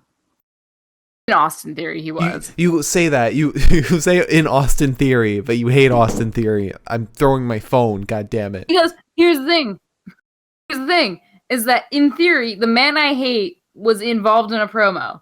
And therefore, it is Austin Theory. I hate him too. Oh, man. If only Austin Theory hadn't done that one thing. If he hadn't done that one thing. You know, if it makes you feel any better, 9 times out of 10, the men that have only done one thing have done several other things. So, just a quirky little reminder. Allegedly. Thanks, Kyle O'Reilly, for stealing the tweet, by the way. Oh, god damn it, Kyle O'Reilly. Allegedly. Kyle! Or I guess, not allegedly. But... He did it. I mean, promo of the night.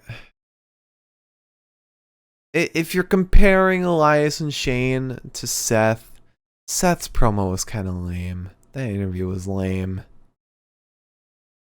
He was just talking about his drip. Yeah, but everything else sucked. I found Elias's reaction was hilarious though. And Shane just like nonchalantly like, yeah, you're gonna fight Braun right now? That was so good. That was so good. You can do whatever you want, just know I'm not gonna agree with you.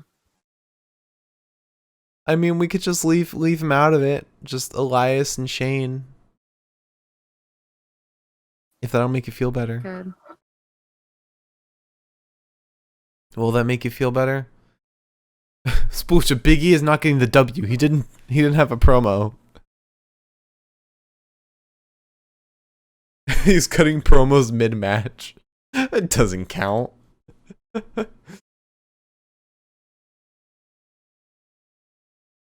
Liz.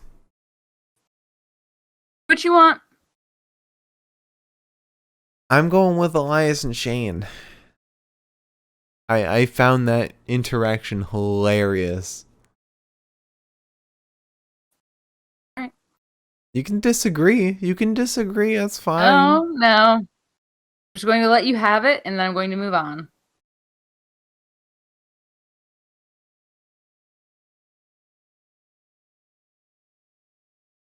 Alright. So Shane tells Elias he's fighting Braun. Alright, so now we move on to Wrestler of the Night. God, I have no... Actually, I think I know. So we start off with Mustafa versus Riddle. I'm gonna go with Mustafa.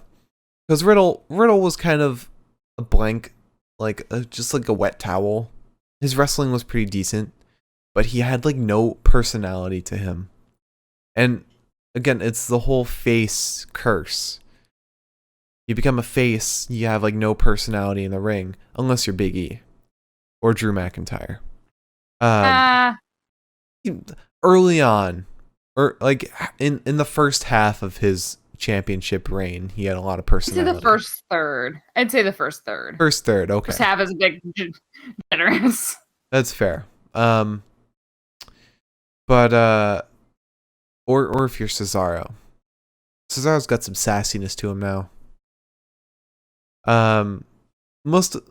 What? Hang the fuck on. What? Andrade was released. Was he? Was he? Oh yeah, I'm seeing it. Oh my god, yes he was. I'm seeing it now. Alright, well, hopefully he goes to NJPW. Have the most fun of your life in AEW, buddy. Yeah. I know that's where you're going with Zelina. Man. Oh my god. Also, can I just say, a lot of people were like, because I guess Charlotte got removed from the promo image for WrestleMania. A lot of people were like, oh, well, I bet Charlotte's leaving too because Andrade's leaving. And everyone was like, no, two people can work in different places. I mean, look at Peyton and Sean Spears. Look at Peyton. Yeah. Anyway. God, that's fucking wild. Yeah. WWE's missing out on like one of the most talented wrestlers in the world. Like, holy shit. I'm so mad. How do you make a mistake like that?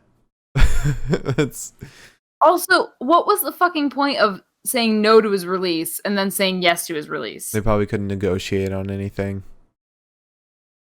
God, that fucking breaks my heart in a way, but at the same time, I'm hoping that he has the time of his life. We aren't going to know for probably 3 more months what happens. Yeah. Because he's probably got a 90-day non-compete. Mm-hmm. But I really hope that wherever he ends up, he's actually fucking used. I want to see. God bless his soul. I want to see a Kenny Omega Andrade match. Imagine that. And he also tweeted 4 hours ago, "Good news." Oh yeah, I saw that when that was tweeted. Good for him. You know, if that's what he wanted, then good for him. Yeah. He was not treated like how he should have been in WWE, and it was appalling. With a man of that talent. I'm just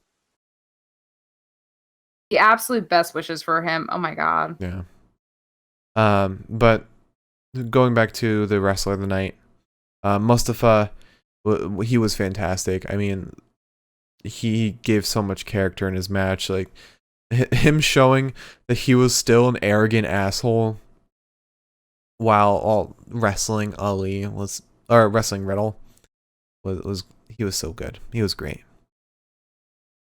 Moving on to Sasha Banks and Bianca Belair versus Shayna Baszler and Nia Jax. I don't fucking know. Sasha Banks, I guess.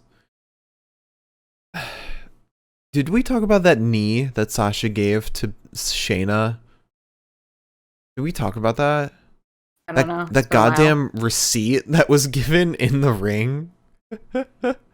I have no clue, but I am not doubting it. Sasha was like, Asuka sends her regards.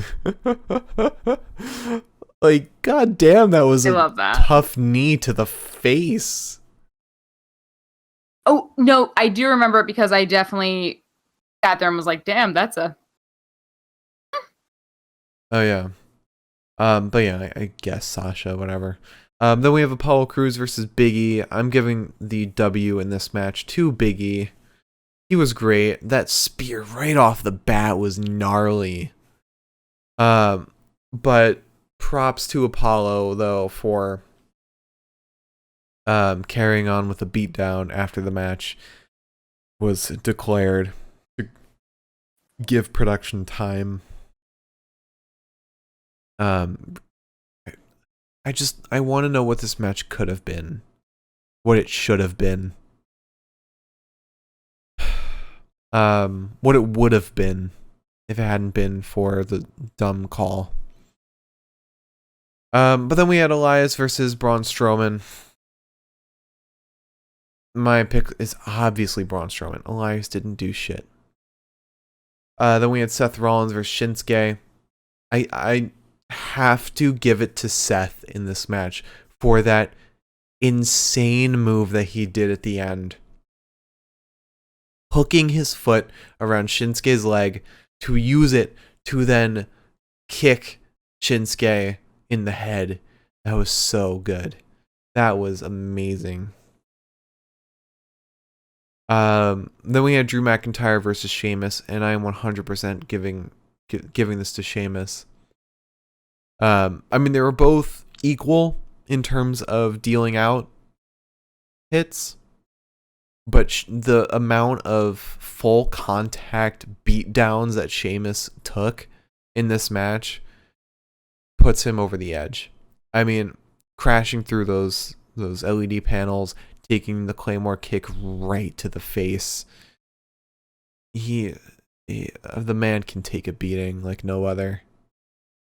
Props to him for that.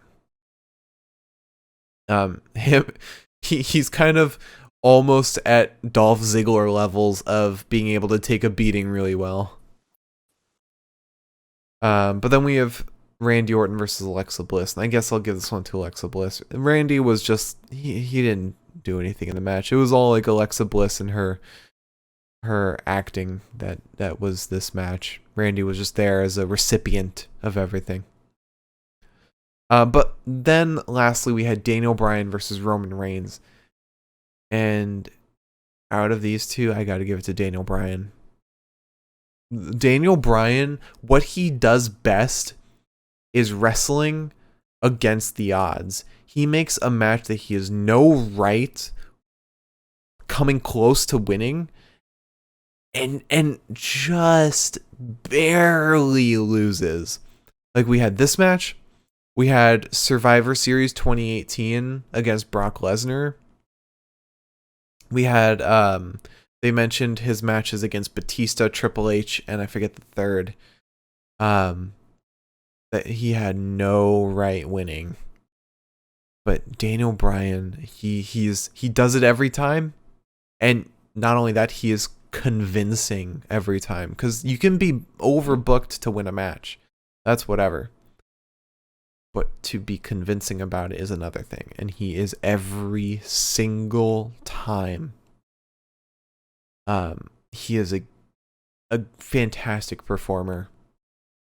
And one that will make the triple threat against Edge and Roman an absolute classic. So, with all that said, my pick for Wrestler of the Night is, without a doubt, 100% Daniel Bryan. I don't agree.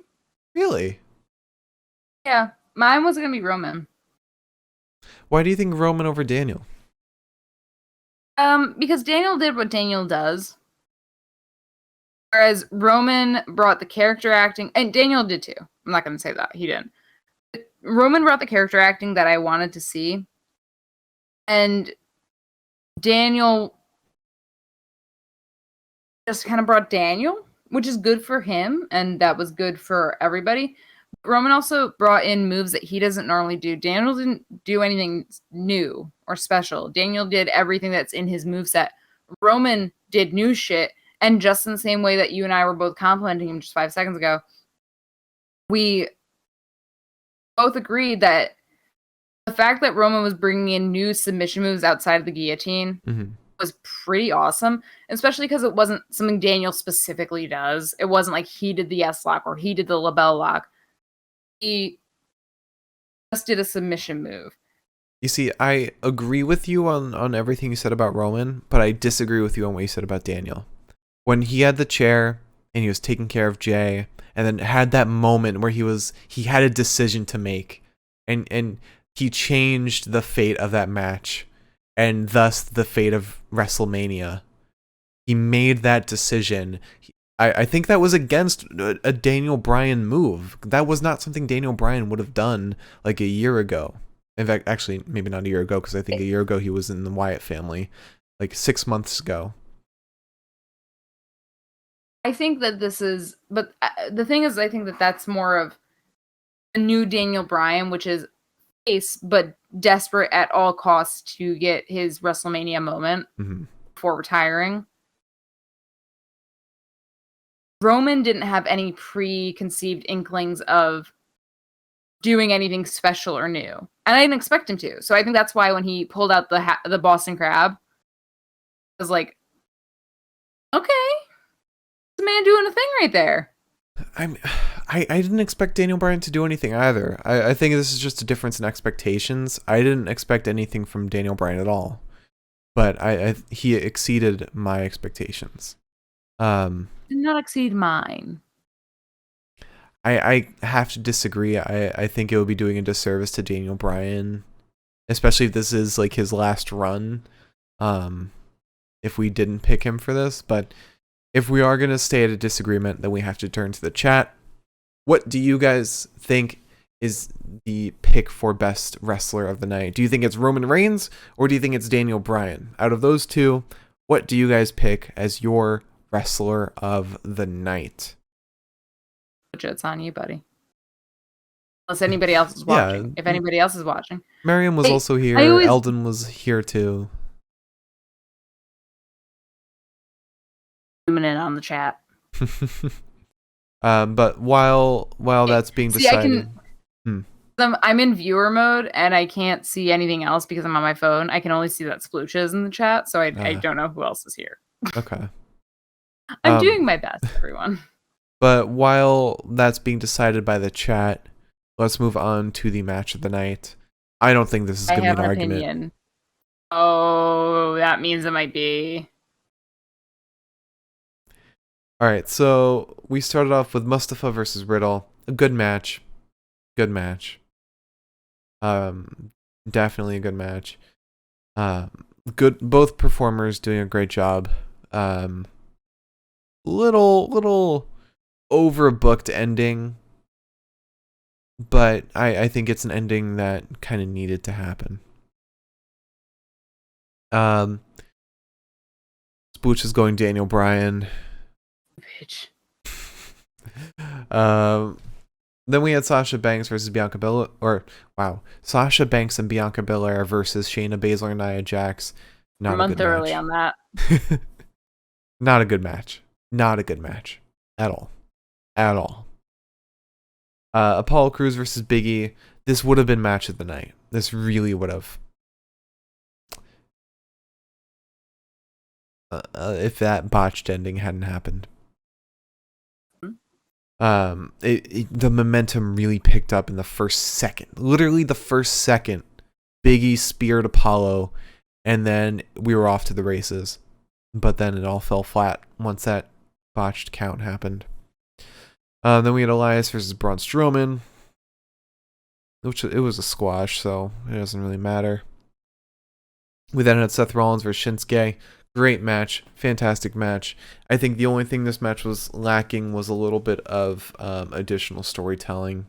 I mean, in comparison to other matches, you had a fantastic match. I think if Cesaro had come out and had a little face-off with Seth, it would have brought it over the line. I think it was just missing the next steps. And I'm arguing this because I know for a fact this was your pick. I know that for a fact.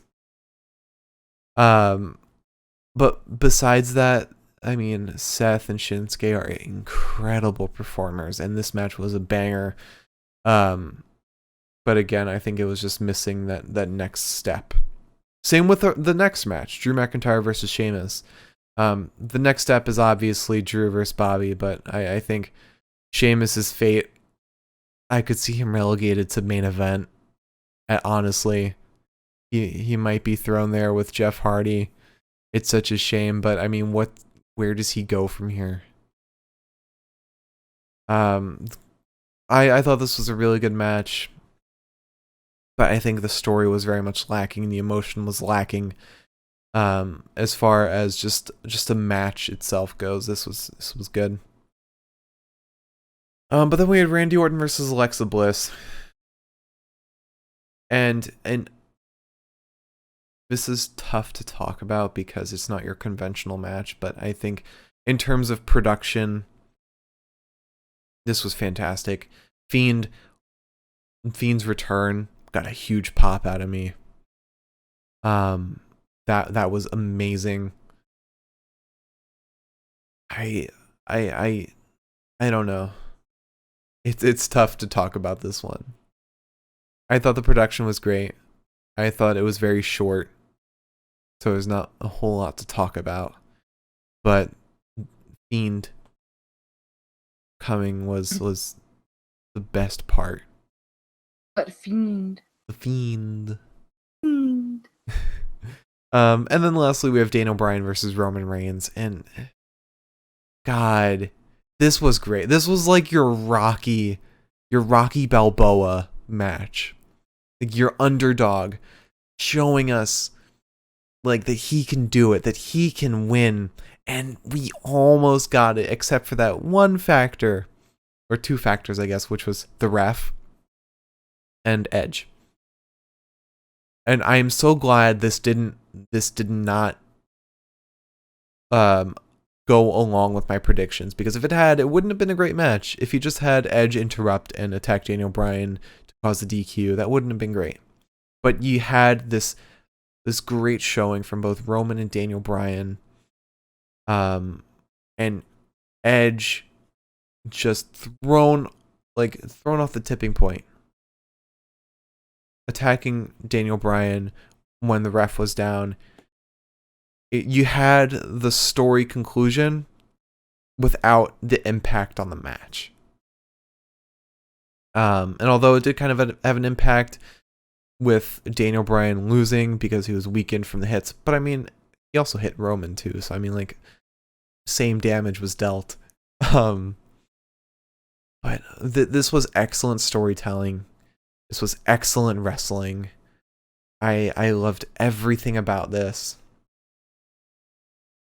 And the fact that this is leading to a triple threat, which we could all assume was happening when this match was booked. I'm even more excited for that match than I was before. And I can't wait for the promos that stem from this match. So my pick for match of the night is Daniel Bryan versus Roman Reigns. I don't agree. I'm not going to budge. So I'm going to tell you that right up front. I want to know your reasoning. Let everyone know your reasoning. And while I write down that Roman Reigns or that Daniel Bryan is our wrestler of the night. I'd like to tell you my reasoning. Talking. I'm going to say that my reasoning is that we get a brand new Seth tonight, and I think this is the first time we've seen Seth fight since his disappearance. We got a Seth that was countering moves in the middle of his moves. He was one step ahead. And they're showing that Seth, the way that he brings so much emotion to the forefront of his matches. I was more interested in this match in general than I was in the Daniel Bryan Roman match. And I think the one thing that soured me on the Roman match was that we had like one too many yes locks. We could have just had him in like another submission hold, which I know Daniel Bryan knows. He didn't need to tap out in the yes lock. The last one was fine. The first one was fine. Put something else in the middle. There were like 3 of them. It bored me after a certain point. There was like a span of time. There were several minutes where I could have cut that out and still been fine. He did other submissions. He did. But the whole reason you needed as many as he had was because you couldn't just have Roman Reigns tap after like 2 yes locks. You needed more in there to show that like he was weakened over time.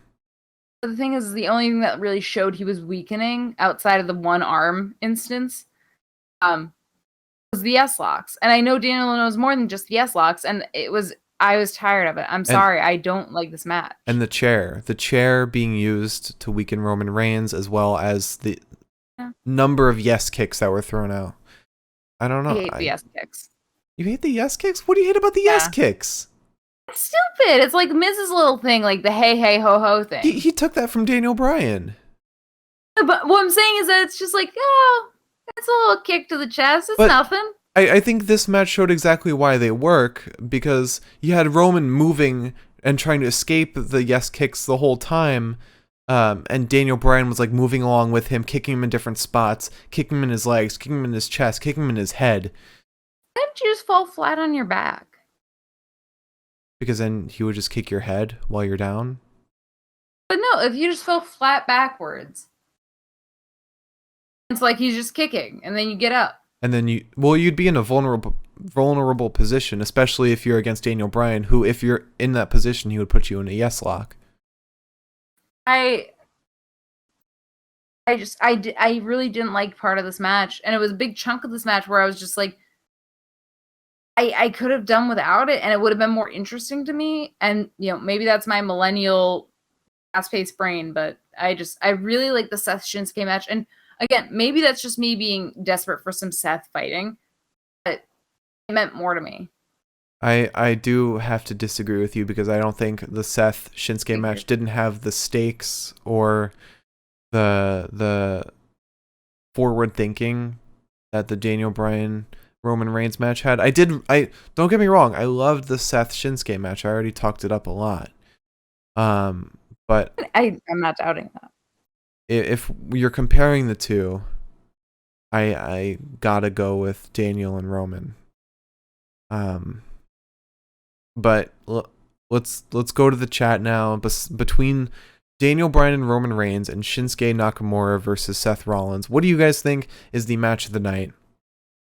Out of those two, the main event for the Universal Championship or the women's tag match of the night. How dare you, Splucha? How dare you? That's an insult to women everywhere. We wanted Splucha, but we never got it, okay? Look, I didn't want that match to happen from the start. That was a bad wanted booking. to be good. Braun's to be good. match. Splucha. No, not Braun's match. Which is just here to cause chaos.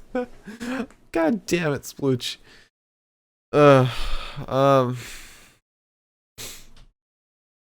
Splooch just said Alexa. This is what you get, Marcus. Oh man, I am very excited for the Mania match between Seth and Cesaro. That is going to be amazing. That's going to have Elizabeth emotionally compromised for weeks on end. And I'm wondering if we're going to get Seth and Murphy versus Cesaro and Shinsuke. I don't know, because I'm wondering if... Because I want that, and we've talked about that, I think, before. But I kind of want... I'm wondering if... Pardon me. I'm wondering if the WWE is going to be more conservative as far as allowing Cesaro and Shinsuke to team up, because they might not want people to be like, oh, well, they're a tag team again. You know? Maybe. I mean, they've still been referencing them as friends, so we'll see. I have no clue. Straight from the Cole's mouth, Michael Cole said they're friends. Now I actually have hiccups.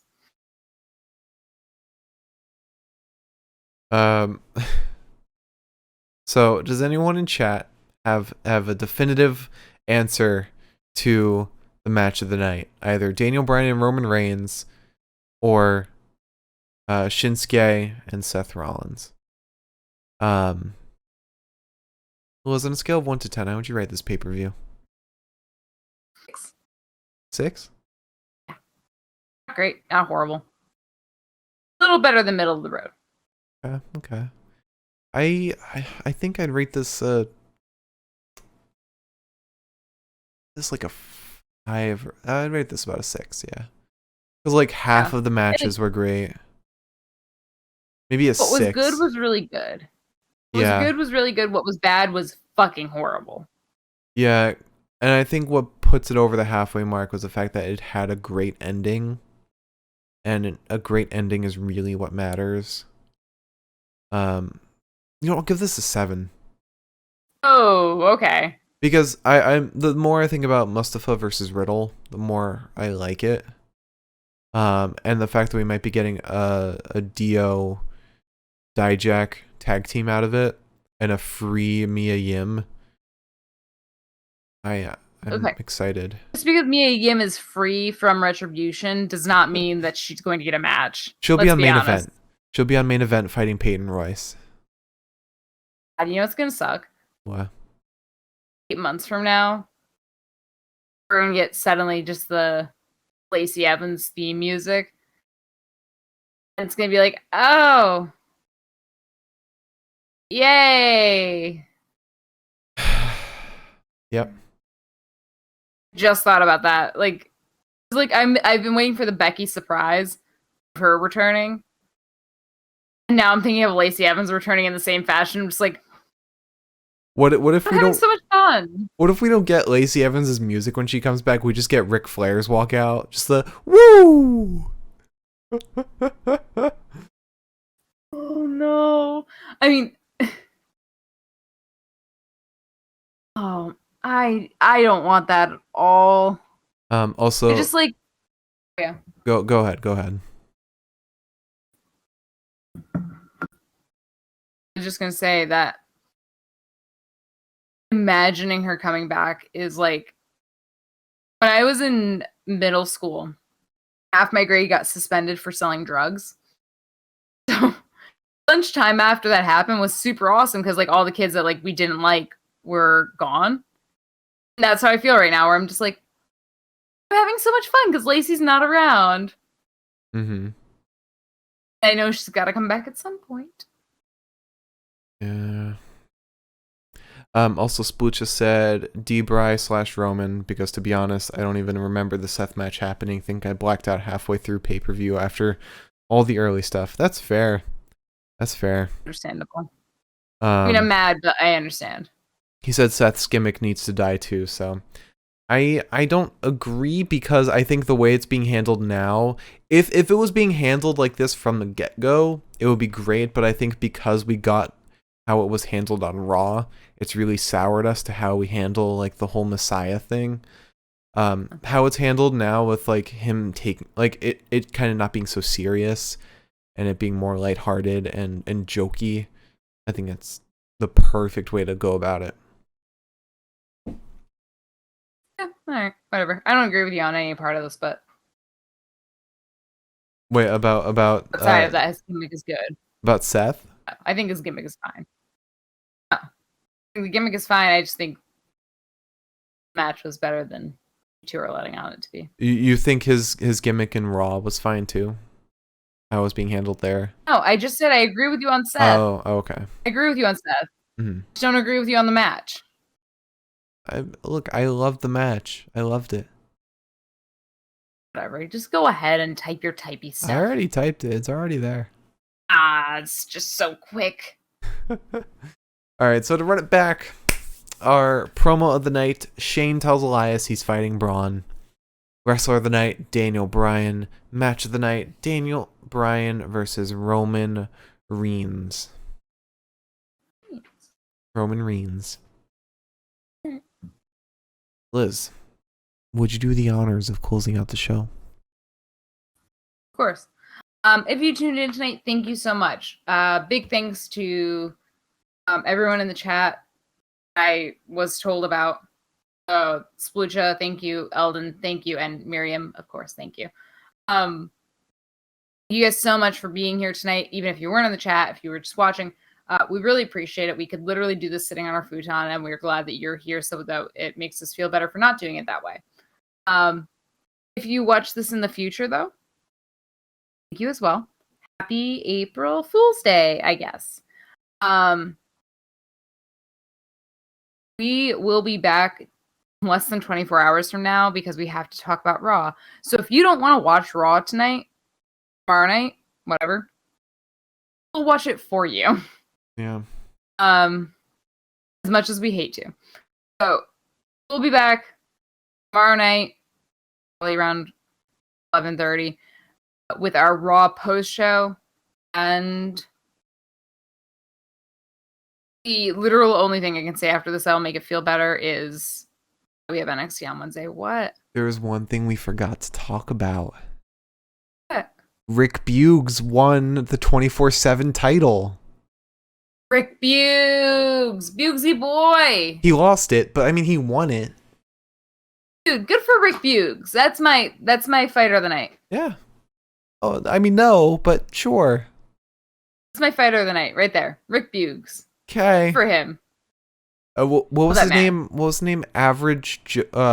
Joseph Average or something? Joe Average or something, yeah. Yeah. I think also, it was Joseph. The Black Panther. No, it was like Night Panther or something. Yeah, Night Panther. Oh, man. I don't know, man. That was great. Oh. Well, thank you all for watching. If you enjoyed, follow, subscribe, all that jazz. Donate, bits, whatever you want to do to help support us. So we don't have a Patreon, so we're only supported by donations on Twitch. And the cat. The cat, whatever. The cat doesn't do much. But our Twitter is at Pinfall Podcast. I am at the Mark Cameron. Liz is at Eliza Elaine23. If you would like to watch the rest of this podcast because for some reason you missed some of it or want to watch previous episodes, our YouTube is the Pinfall Podcast. You can check out almost all of our previous episodes there. And that's it. Thank you all for watching. What we got for you? Yeah.